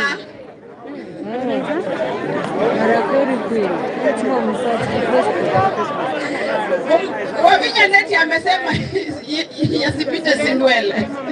Tugange hata mrakana mangana vinge Facebook Maragoli Queen. Asante sana, ningependa kusema hivi na wasi kwa unyenyekevu. Nataka hawa watu wote wako hapa mbele, msonge huko kando wakati mama kaunti anakuja. Kila mtu anataka aone mama kaunti. Na kabla mama kaunti hajakuja, kabla mama kaunti hajakuja, ningependa kukaribisha yule ambaye ametumwa na Mheshimiwa Cisco, ambaye ni kijana wetu hapa, anaitwa Steve Lugano, akuja apeane salamu za Mheshimiwa Cisco mbili.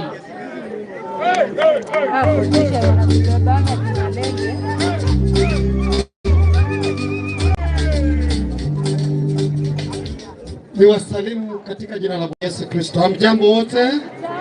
Hamjambo mara tena. Kwanza kabisa nitoe rambirambi zangu za kibinafsi kwa mzee. Pole, ulimpoteza mama juzi, tena kijana amefuata. Ni njia yetu sisi wote.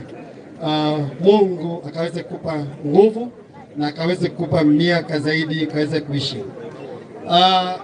Niko hapa kwa niaba ya Cisco Mbindi. Amesikitika sana kwa kifo cha Ilagosa. Alikuwa awe nasi hapa lakini akapata safari, amesafiri jana usiku kwenda ng'ambo, na akaniuliza niwe hapa maana Cisco ni kijana wetu aliyesimama hapa useneta Vihiga na hakupata kura za kumpeleka katika seneti. Na pamoja na hayo kuteleza sio kuanguka, sivyo? Basi yeye amekuwa akisaidia vijana wetu wale wana vipawa kuvikuza, na hapa Busali mama MC anaweza kubaliana nami kwamba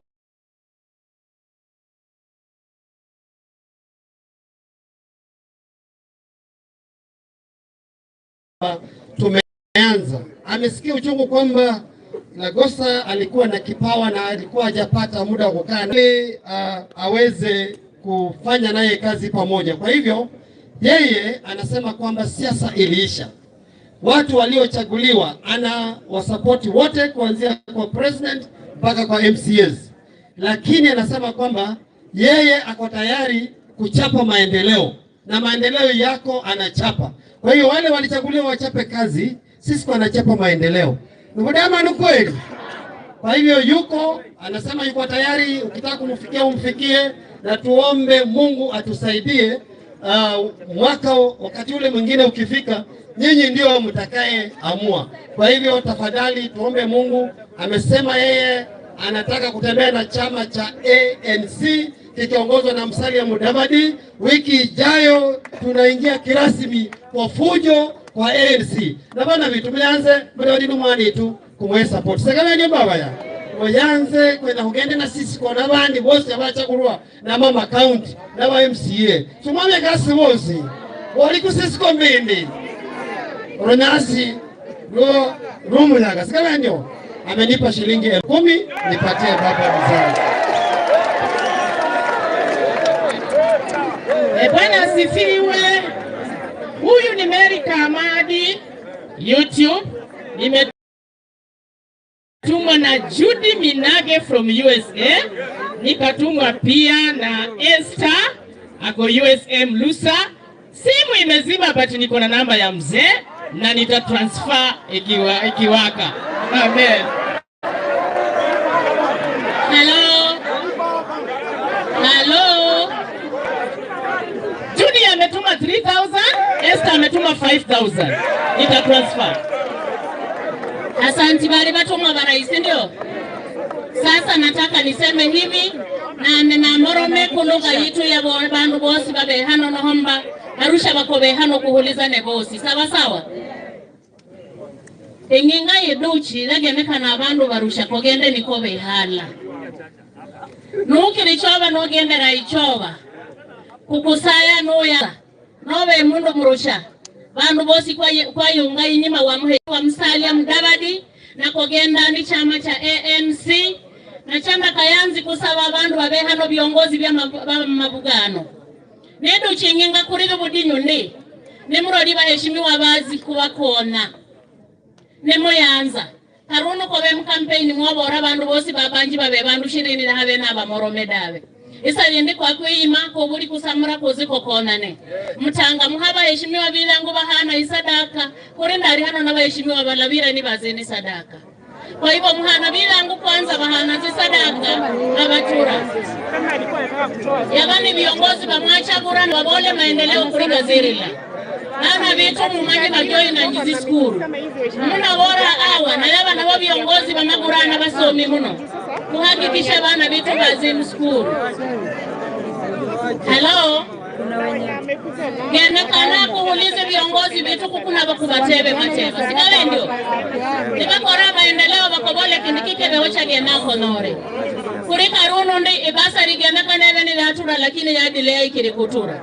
Bakere balaba kirina bana hango. Lakini kupambana kuri kunariza bana bazimu skuru. Kobena balaba joina. Na begi zinu muyanza. Hambe mutakunji basomi bingira chikiri fisi dawe.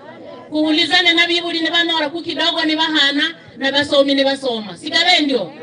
Ihali nendenyo na kuelewane. DJ ningependa uniwekee huo wimbo ambao niliitisha.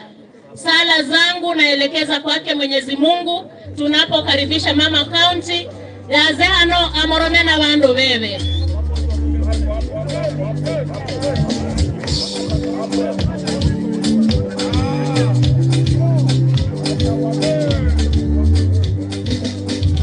Sala zangu zote naelekeza kwako wewe Mungu wangu. Sala zangu zote naelekeza kwako wewe Mungu wangu. Unisikie Bwana, unikaribie. Sala zangu zote naelekeza kwako wewe Mungu wangu. Unisikie Bwana, unikaribie. Sala zangu zote naelekeza kwako wewe Mungu wangu. Nilipokuwa kwenye shida ulinikumbuka Bwana. Dunia iliponigeuka ukawa upande wangu. Niliposhindwa na maisha ulikuwa upande wangu. Dunia iliponigeuka ukawa upande wangu.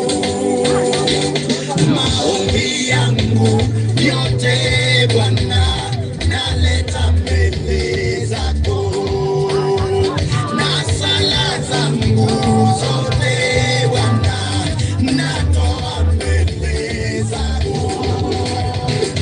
Unisikie Bwana, unikaribie leo.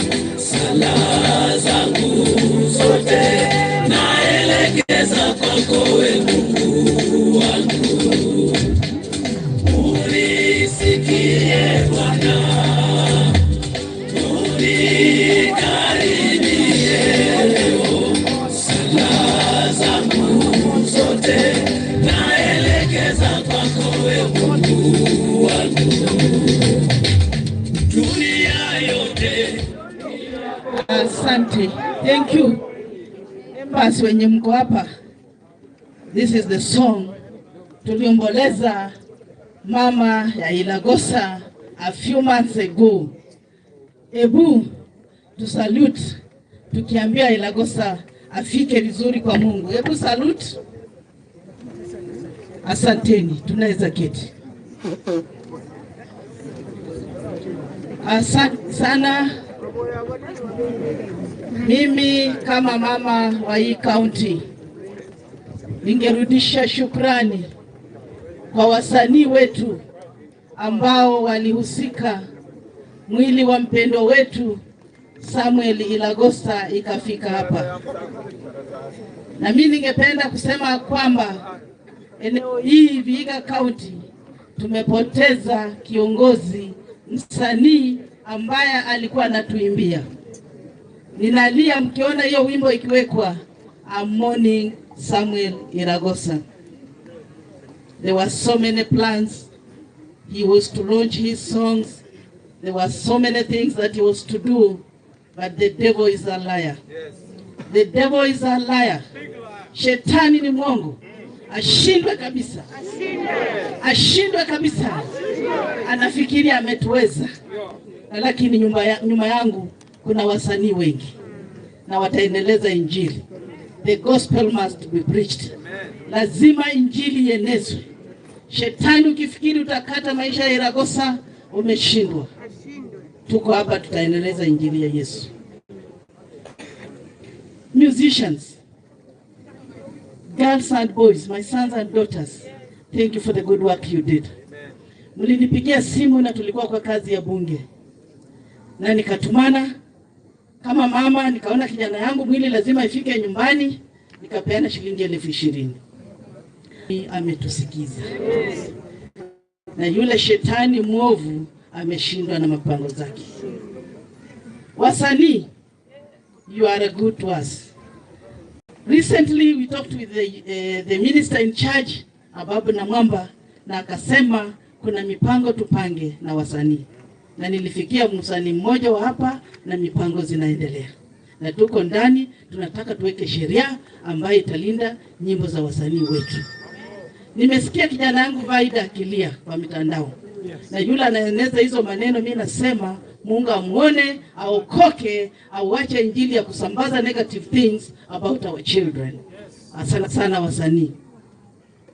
Na mimi nitawaambia kama mama, nitakuwa frontline katika bunge kuweka sheria ambayo italinda wasanii. Bank on me. Bank on me, ninaenda kumobilize wengine, tunaenda kutengeneza sheria ambayo italinda nyinyi na nyimbo zenu ziwekwe na ziendelee. Mnasikia wasanii wote? Naongea juu ya musicians, wale wanatengeneza drama, kuna nani hapa, wengine wana act, all that lies under that ministry of Abu, and it will be done. Count on me, it will be done. Jambo lingine ambalo ningependa kusema kutoka kwa wabunge wote, mkiangalia saa hii ni siku ya bunge na mimi niko hapa. Nimetoka Nairobi asubuhi na nimekuja kuzika kijana ya rafiki yangu. Mama Clementina used to pray. Mama Clementina alikuwa na fast for 40 days anatuombea. Huyu kijana hakutoka tu bure, maombi ya Mama Clementina. She was a good friend of mine and that's why I'm here. Na kwa niaba ya wabunge wote waliniambia kwa sababu hawa wabaki bunge kwa sababu kuna mambo kuhusu CDF. CDF ijakuwa vizuri, wamebaki huko watengeneze hiyo so that CDF ikuje watoto wetu waende shule. So kwa niaba ya hao wote, Gimose, Omboko, Daktari Maungu, Siloya, wote wamepeana rambirambi zao. Mmekubali rambirambi zao? Mtatembea na sisi kama wanasiasa? Hapa sitaki kuongea siasa yoyote kwa sababu ni machungu. Sitaongea siasa. Si namna hivyo? Na kina mama na wazee mkue tayari, tunatembea kwa ma villages tukiongea mambo ya maendeleo. Sasa hivi tuko kwa government na tunataka maendeleo. Agenda yetu ya Kenya kwanza ni maendeleo. Agenda ya pili maendeleo. Agenda ya tatu kama unasahau unarudi kwa number 1 maendeleo. Si namna hivyo? Mmepokea salamu za Musalia Mudavadi? Mwami anza kurumani inyu. Mbora mragenda naye. Mbole ndi mwakuyanza kabisa mwami yanza na mragenda naye no. Na William Samoei Ruto. Mungu awabariki wote na mbaki vyema, wasanii msafiri vizuri na ile msasa umesema kwa sababu mimi ni mama nataka tuone huyo mzee ataweza huyo mtoto. Vile msasa umesema Mimi kama mama county nitafuatana tuone hiyo huyu mtoto amesoma. Na huyo ameahidi huyo umwambie I've taken over, nitamfuatilia tuone huyu mtoto amesoma. Asanteni na Mungu awabariki. Mugende burayi no. Wasani mugende burayi no. Akina Mkabwa, akina nani? Nimeona ukusi hapa. Hata bishop wangu ndio akina Rington. You know, actually this was supposed to be a big rally. Tungesherekea. Na lakini space mnafunika, mnafanya nini? Tungesherekea na hata muweke before we go. Before final rites, nataka hapa iwe msherekeo. Si mnaenda tusherekee? The final jana, Sawa, thank you so much. God bless us. Mungu awabariki sana. Asante mama. Bwana akubariki. Kuna yule amepoteza miwani yake, sijui ni nani. Tafadhali utakuja tu kuna huyu ndugu yetu anawakilisha jamii hapa, atakupa. Hii miwani kama ni yako, ilikuwa imewachwa, tafadhali chukua kwake. Alafu kuna kadi nyingine ya bank, sijui ilikuwa ya nani. Imeandikwa nani? Brian Wendo. Uchukue kadi yako ya banki iko hapa. Ukuja hapa uchukue Brian Wendo. Kama hii ni kadi yako ya bank tafadhali. Nataka nimkaribishe yule ndugu yangu alikuwa anaendelea kutuongoza. Ako wapi leo? Akuje, alafu Rington aseme neno moja, alafu huyu akikuja kumalizia. Bwana asifiwe. Vijana oye! Vijana oye! Mrembe. Haya, mimi naitwa Rington. Ilagosa alikuwa rafiki yangu sana. Nimefurahi kuja hapa na nimepata mnampenda sana. Mama County kabla afike mbali, tumefurahi venye umefanya. Na Mama County kuna jina wasanii wameniambia hapa nyuma wanataka ushike. Ukienda bunge uwezi enda bila jina. Kuna jina ya mtu ambaye amenyanyasa wasanii wamesota, tumehangaika sana kutoa pesa yetu kidogo kidogo. Umenielewa? Ndio hii ifanyike, na kama si huyo mtu tungekuwa na pesa mingi, tungekuja hapa sasa kila mtu angekuwa anakula kuku yake kijiti pande hii, pilau pande hii, pizza pande hii, anakunywa soda chupa kubwa pande hii. Kuna mtu anaitwa Senge wa Kenya Copyright Board, ndiye amenyanyasa wasanii, amefunga pesa ya wasanii, sasa hii tumesota mpaka jua inatutandika. Number 2. Mtu anaitwa Senge. Mama County ukienda bunge ukipata mtu anaitwa Senge mahali, huyo unasema huyo ndiye amenyanyasa wasanii. Kenya Copyright Board. Umenielewa? Wasanii hatuna pesa, alifunga akaunti za vyama vya wasanii zote. Sawa? Mimi nataka kusema kama Rington, tulikuwa na grupu mbili, tulikuwa naongoza hii maneno. Pande moja yote ni za wasanii. Wasanii walikuwa wanatoa pande hii, tena wanatoa pande hii. Pande yangu nilikuwa nasimamia nyumba. Tumefurahi, tumejengea ndugu yetu nyumba nzuri sana, mahali mwili yake ililala. Sawa, wasanii walichanga around 113,000 na tumemjengea Simba. Kila mtu sema Simba. Wewe unaongea na madharau. Sema Simba. Tumejengea ndugu yetu Simba na tumemzika vizuri. Sawa? Mama County amesema hapa, kuna kitu amesema. Tunamzika. Lazima tunamlalisha kwa amani, kwa upendo. Tumecelebrate. Mama County amekuja late. Angekuja mbele angeona venye tulikuwa tumefanya celebration tukitembea na ndugu yetu tumembeba kwa mabega. Si tumefanya hivyo? So Mama County tumecelebrate na tena tunaenda kucelebrate. Analala tu. Mimi sitaingilia kwa hiyo mambo mengine ya pande hiyo nyuma. Lakini mimi nasema ndugu yetu Ilagosa alikuwa mtu wa maana sana.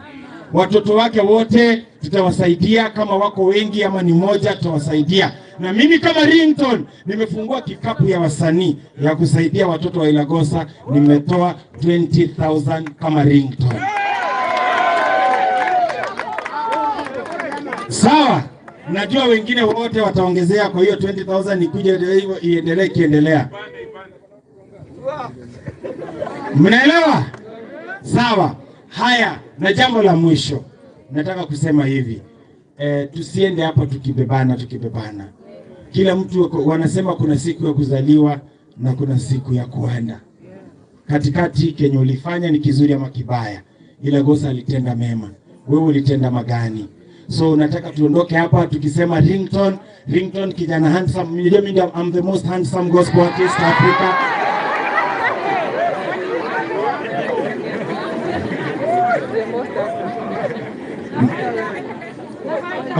Vaida hawezi nifikia kwa handsome. Unasema ni hapana. Ule mtu angebishana na mimi kidogo kwa kuwa handsome ni Ilagosa, lakini amelala. Mimi sahi I am the most handsome gospel artist Africa. Bila mimi mnashindwa na nchi zingine. Hebu mniangalie, hamjaiona mtu handsome kama mimi. Hapana, wewe si mwimbaji, wewe si mwimbaji, wewe si mwimbaji. Mwimbaji handsome ni mimi. Sasa sikia, kuna kitu nataka kufanya hapa. Kuna Asante. Ringtone kwa ufupi ili tuweze kusonga kwa next chapter kwa sababu ya muda tafadhali. Haya sawa, kuna VCD. Hizi VCD nilikuwa nafaa kuziuza tupate pesa ya watoto wa Ilagosa. Nataka kuhand over kwa huyu dada. Najua atauza bei ya juu kushinda ile nilikuwa niuze, alafu watoto wa Ilagosa tutawasaidia. Mbarikiwe sana mpaka msengenyo na muishi milele. Asanteni sana, Mungu awabariki. Thank you.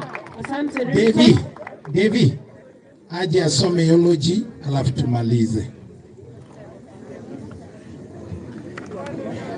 Akija tuko na hapa CD za Ilagosa. Ukiwa na shilingi 500 tafadhali pigia CD kwangu hapa mbele. Na ukiwa unajiweza tafadhali njoo ukanunue hii CD, itakubariki. Ringtone amenunua CD 2. Hiyo ni moja. Moja. Haya, tusimame kwa dakika moja tafadhali kwanza. Haya, kojeni kidogo kijana tusomee eulogy ya babake.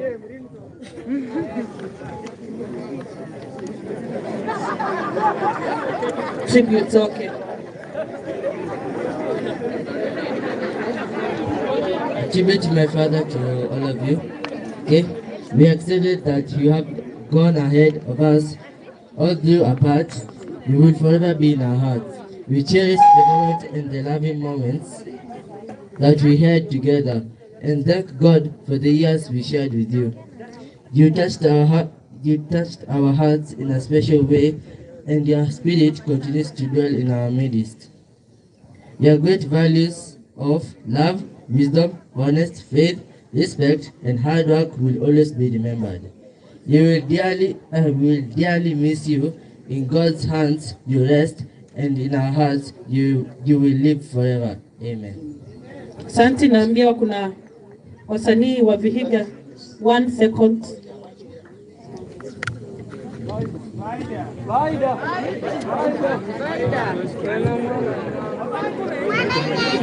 Vaida yuko.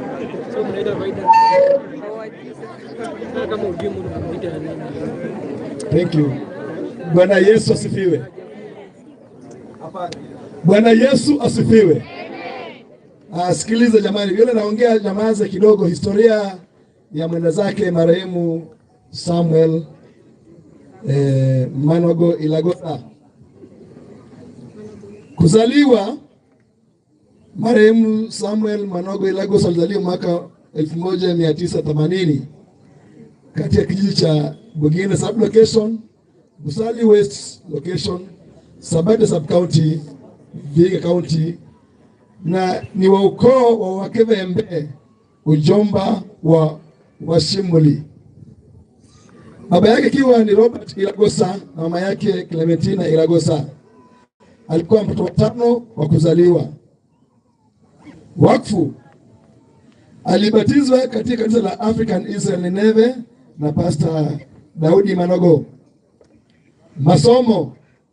Marehemu Samuel Ilagosa alijiunga na shule ya msingi ya Wandega mwaka wa 1987 kuanzia darasa la kwanza hadi la 4. Twara hadi la 8, samahani, kuanzia darasa la kwanza hadi la 8. Marehemu alipashwa tohara mwaka wa Nyayo. Mwaka wa Nyayo ni mgani? 19 ilikuwa DC. Asante. Kazi. Aya, sikiliza tafadhali, sikiliza. Kazi marehemu alifanya kazi Kericho ya uimbaji kanisani, kisha akaenda mwaka wa 2002 na akaendeleza kazi hiyo kanisani hadi kifo chake. Ndoa. Marehemu alioa Elizabeth Manogo na wakajaliwa kupata mtoto mvulana David Ilagosa Ragosa. Ugonjwa. Marehemu alikuwa na maumivu ya kichwa, kutapika na kuhara. Alipelekwa hospitali ya St. Mary's Lang'ata, Nairobi na akatibiwa. Kisha akarudishwa nyumbani. Hatimaye ugonjwa ulimzidi, alirejeshwa hospitalini matibabu zaidi tarehe 3 mwezi wa pili mwaka huu. Aligunduliwa kuwa na uvimbe wa moyo na shinikizo la damu, yani blood pressure. Madaktari walijaribu iwezekanavyo lakini ikashindikana. Ilagosa aliaga dunia saa 5 mchana tarehe 3 mwezi wa pili mwaka huu. Mungu ailaze roho yake mahali pema. Tuseme amen. Barikiweni sana. Naitwa Samuel Enane, mchungaji kanisa la African Israel Nineve Church. Nasema gasi. Asante mchungaji. Kwa hivyo kwa haraka sana, kuna wasanii ambao nawapatia 1 minute tumalize ili tusonge, lakini nataka tafadhali mnunue hizi CD ili tuweze kusaidia kusupport familia ya Ilagosa. Shilingi 500 peke yake, lakini ukikuja vizuri ninaweza kukupunguzia na mimi nikuongezea yangu. Sawa sawa? Tuko na CD.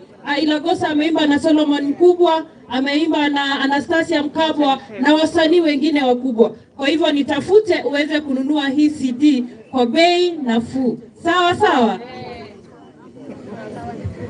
Amen. Bwana Yesu asifiwe sana.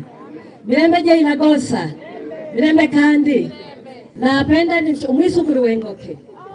Mwana umwiro azichava. Napenda nimshukuru sana mama kaunti wangu kwa uteuzi ambao liniteua kwa sababu ya wasanii wa Vihiga County Creative Arts. Bwana Yesu asifiwe sana.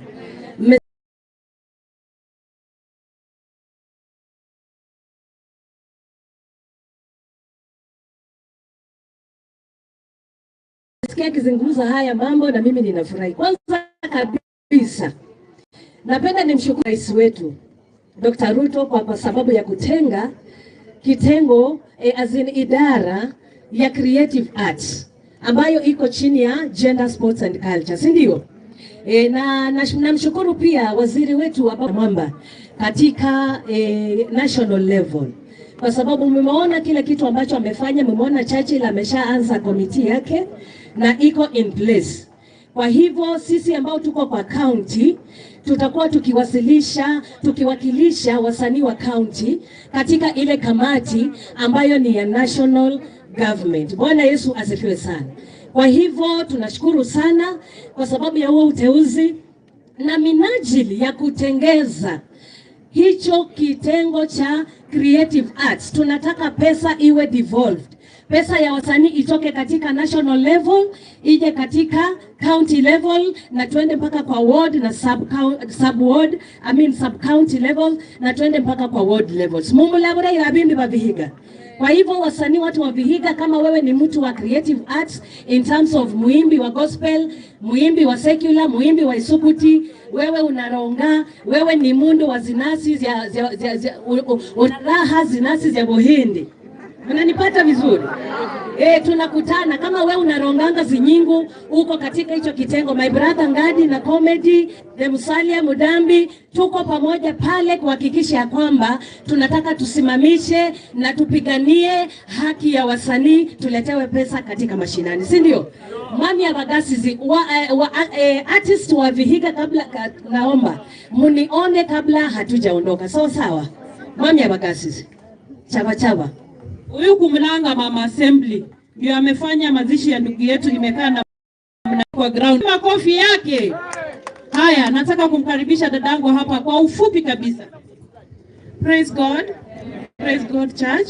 Kwa majina naitwa Jacqueline JC. Nimesimama hapa kwa niaba ya wasanii wote wa Kenya na maybe Injeza County ambao wametusupport sana kwa ajili ya mipango ya mazishi ya Ilagosa. So ningependa kuchukua tu fursa hii kuwashukuru wale wote wasanii wa Kenya ambao mmesimama na sisi tulipoitisha mchango wenu na contribution zenu. May God bless you. May God bless the work of your hands and protect all of you in Jesus name. Kwa WhatsApp group zote mbili, ile ya kujenga nyumba na hii nyingine ya kusupport mipango zote, may God bless you so much. We won't take this for granted, lakini Mungu awazidishie zaidi. God bless you. Asante sana dada yangu. Kuna wasanii hapa wengi sana, nimeona Steve K kutoka Bungoma amekuwa mahali hapa, lakini kwa ajili ya muda na ninaona ameondoka, nataka tuchukue hii nafasi. Wasanii asanteni na msiondoke, maana hatujafikisha ndugu yetu katika nyumba yake. Wasanii msiondoke, tuende kwa utaratibu na kanisa tuweze kumweka ndugu yetu mahali pake, alafu tumwage buriani ndiposa tuweze kurudi mahali ambapo tumetoka. Nataka kuwashukuru wote, majirani, marafiki, jamii. Asanteni sana, mko na umoja na upendo. Mungu aweze kuwazidishia. Mimi mwenyewe kwa majina naitwa Namalwa Chesoli, natoka Bungoma County, Tongareni constituency, Tongareni ward. Lakini mimi ni msanii ambaye naambianga jamii ya Waluya mambo vile ilivyo. Sawa sawa. Nitafute Facebook, YouTube, TikTok, utanipata, tuelimishane. Kwa hayo machache namkaribisha mjukuu wa kwanza wa familia ili aweze kualika kanisa ambayo itatusaidia kuelekeza ndugu yetu katika nyumba yake ya mwisho. Poleni wa mama, naona mko na upendo wa Vaida lakini sijamuona. Shukrani.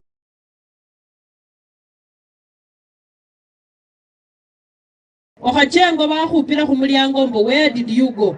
Kujia fungo yako. Haya, natoa shukrani kwa niaba ya familia. Natoa shukrani kwa niaba ya familia. Na kwanza ni kwa Mwenyezi Mungu kwa sababu amewezesha sisi sote kufika hapa kwa shughuli ya kumsindikiza huyu mwenzetu, ndugu yetu. Asante sana kwa wasanii wetu. Wasanii wetu, msitoke hapa mkisema ya kwamba labda tulisema mmefanya nini. Hapana, yale hayakuwa maoni ya familia. Maoni ya familia ni kwamba mlitusaidia, mmetoa mwili wa ndugu yetu Nairobi, mmefikisha hapa, kila kitu mmegharimia, na tunasema ni asante. Ikiwa labda kwa njia moja au nyingine mmoja alitoka na maoni mengine tofauti, tusitoke hapo na maoni ya kwamba hayo yalikuwa ndio ya familia. La, haya hayakuwa ya familia.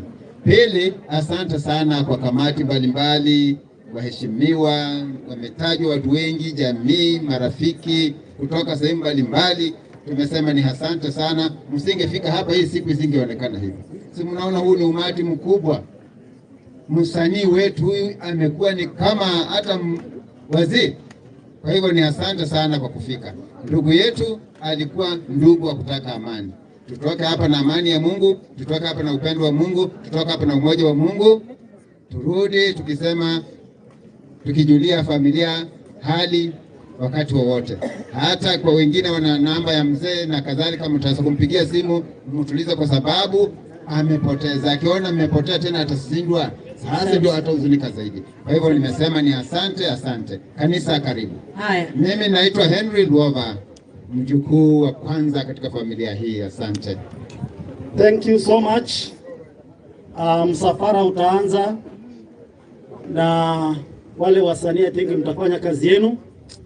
Tutapatania pale kwa boma mahali tunaweka menda zake. Amen. Kwa hivyo mtapata watu wa kanisa hapo nyumbani. Because of why ukiambiwa msafara unaanza, umesimama tu. Bwana uko na masikio. Because of why are you standing there? Tunataka tusonge, tupatiane nafasi. Asanteni sana media, all media houses, all social media handles for airing and streaming this burial. Mungu awabariki sana. Nimetaka kuongea kizungu kidogo lakini baadaye nikafikiria because of why watu hawataelewa, lakini nyumba zote za matangazo, asanteni sana. Nimeona Magharibi TV, nimeona Sasa TV, nimeona wasanii wengi, K24, West FM. Thank you so much for streaming Ilagosa send off live on all your media handles. May God bless you, may God bless you, may God bless you.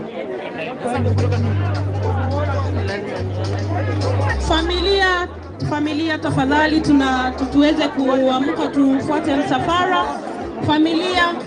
Kanisa tafadhali mtuongoze, kanisa, familia, wanamuziki, marafiki, jamaa wote tuweze kupeleka mwili nyumbani kwa kina Ilagosa wa Ilagosa.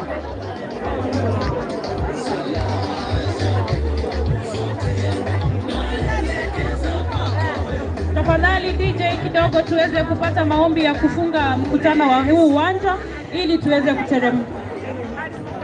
Baba uishie milele, ewe ni mfalme, tunakutukuza, tunakuheshimu. Tulipoanza tulianza na wewe. Tazama Bwana Jehova, mwili huu tumemweka katika hali ya nyumba. So guys, tunaelekea nyumbani kwao, mahali anaenda kupumzishwa. And thank you so much for always coming back and for always supporting me. May the Lord God bless you guys. Barikiwe sana. Niko na CD sasa ninapeana kwa shilingi 200 pekee. Kimbia utapata mwana si wako. Tutamaliza hivi. Usipiganie kuona mwili wa ndugu yetu. Tuwe na utaratibu tafadhali. Tuwe na utaratibu. Usikimbie sana. Usikimbilie ukonge ile jeneza. Bana mwana. Hizo ndugu ile liamile Nairobi mumanye. Na ndugu yetu alikuwa wa utaratibu. Kwa hivyo tuwe watu wa utaratibu. Watu wa Mong'ina village. Tuwe watu wa utaratibu jinsi ndugu yetu alikuwa na utaratibu.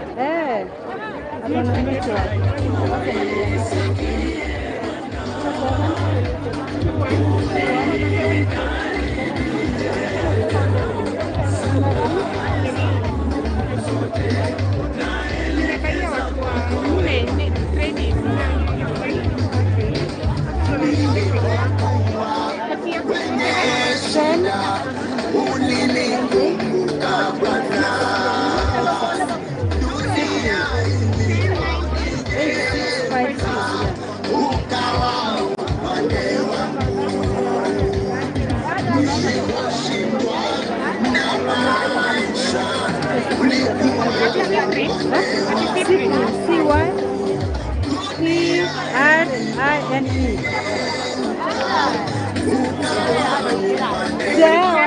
Mkono boda? Niko discipline. Mkono boda?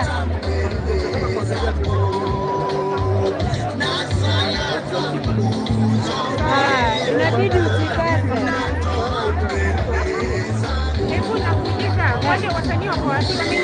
Sijajua kama wako hapa. Ni asigari yangu. Kwa nini hapo? Hebu angalia hapo.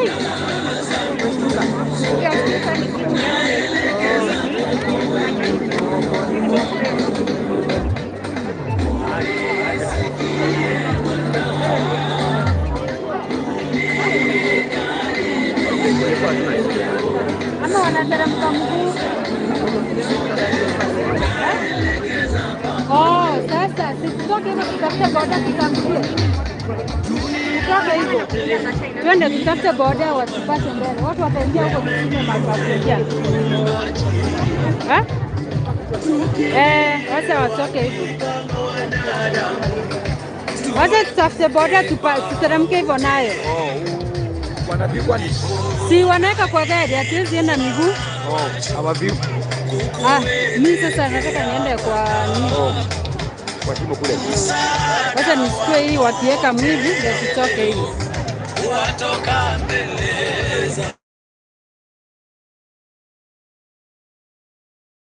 Guys, I'm sure tukienda nyumbani kwao hakuna network. Tukihang hiyo video nyingine nitatake direct then nitawawekea nini kwa YouTube.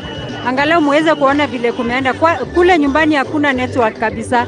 Hata hii yani nimeshukuru Mungu. Leo watu wamesumbuka sana kukuwa na network. Hadi to ask somebody anisaidie Airtel card, SIM card. Ndio nikaweka, mimi nilikuwa natumia Safaricom. So we thank God imeenda successful. But nyumbani tukihang ama tukitoka live, tutawawekea hiyo video ingine full angalau muweze kuona vile ameweza kupumzika. Na kama wataimba tutawawekea hizo video zote, na kama kuna watu walikosa hizi speeches ziko hapo, baadaye tukimaliza juu ya network nitawawekea angalau muweze kusikia hizo ma speeches kutoka kwa hao watu wao.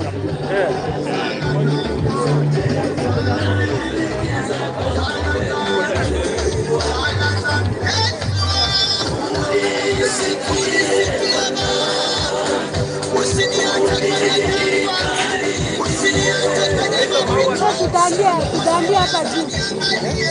Tumuone wakiaka tudandia juu. Tere. Tuone na yeye. Lakini vizuri tumwambie. Wacha tumuone.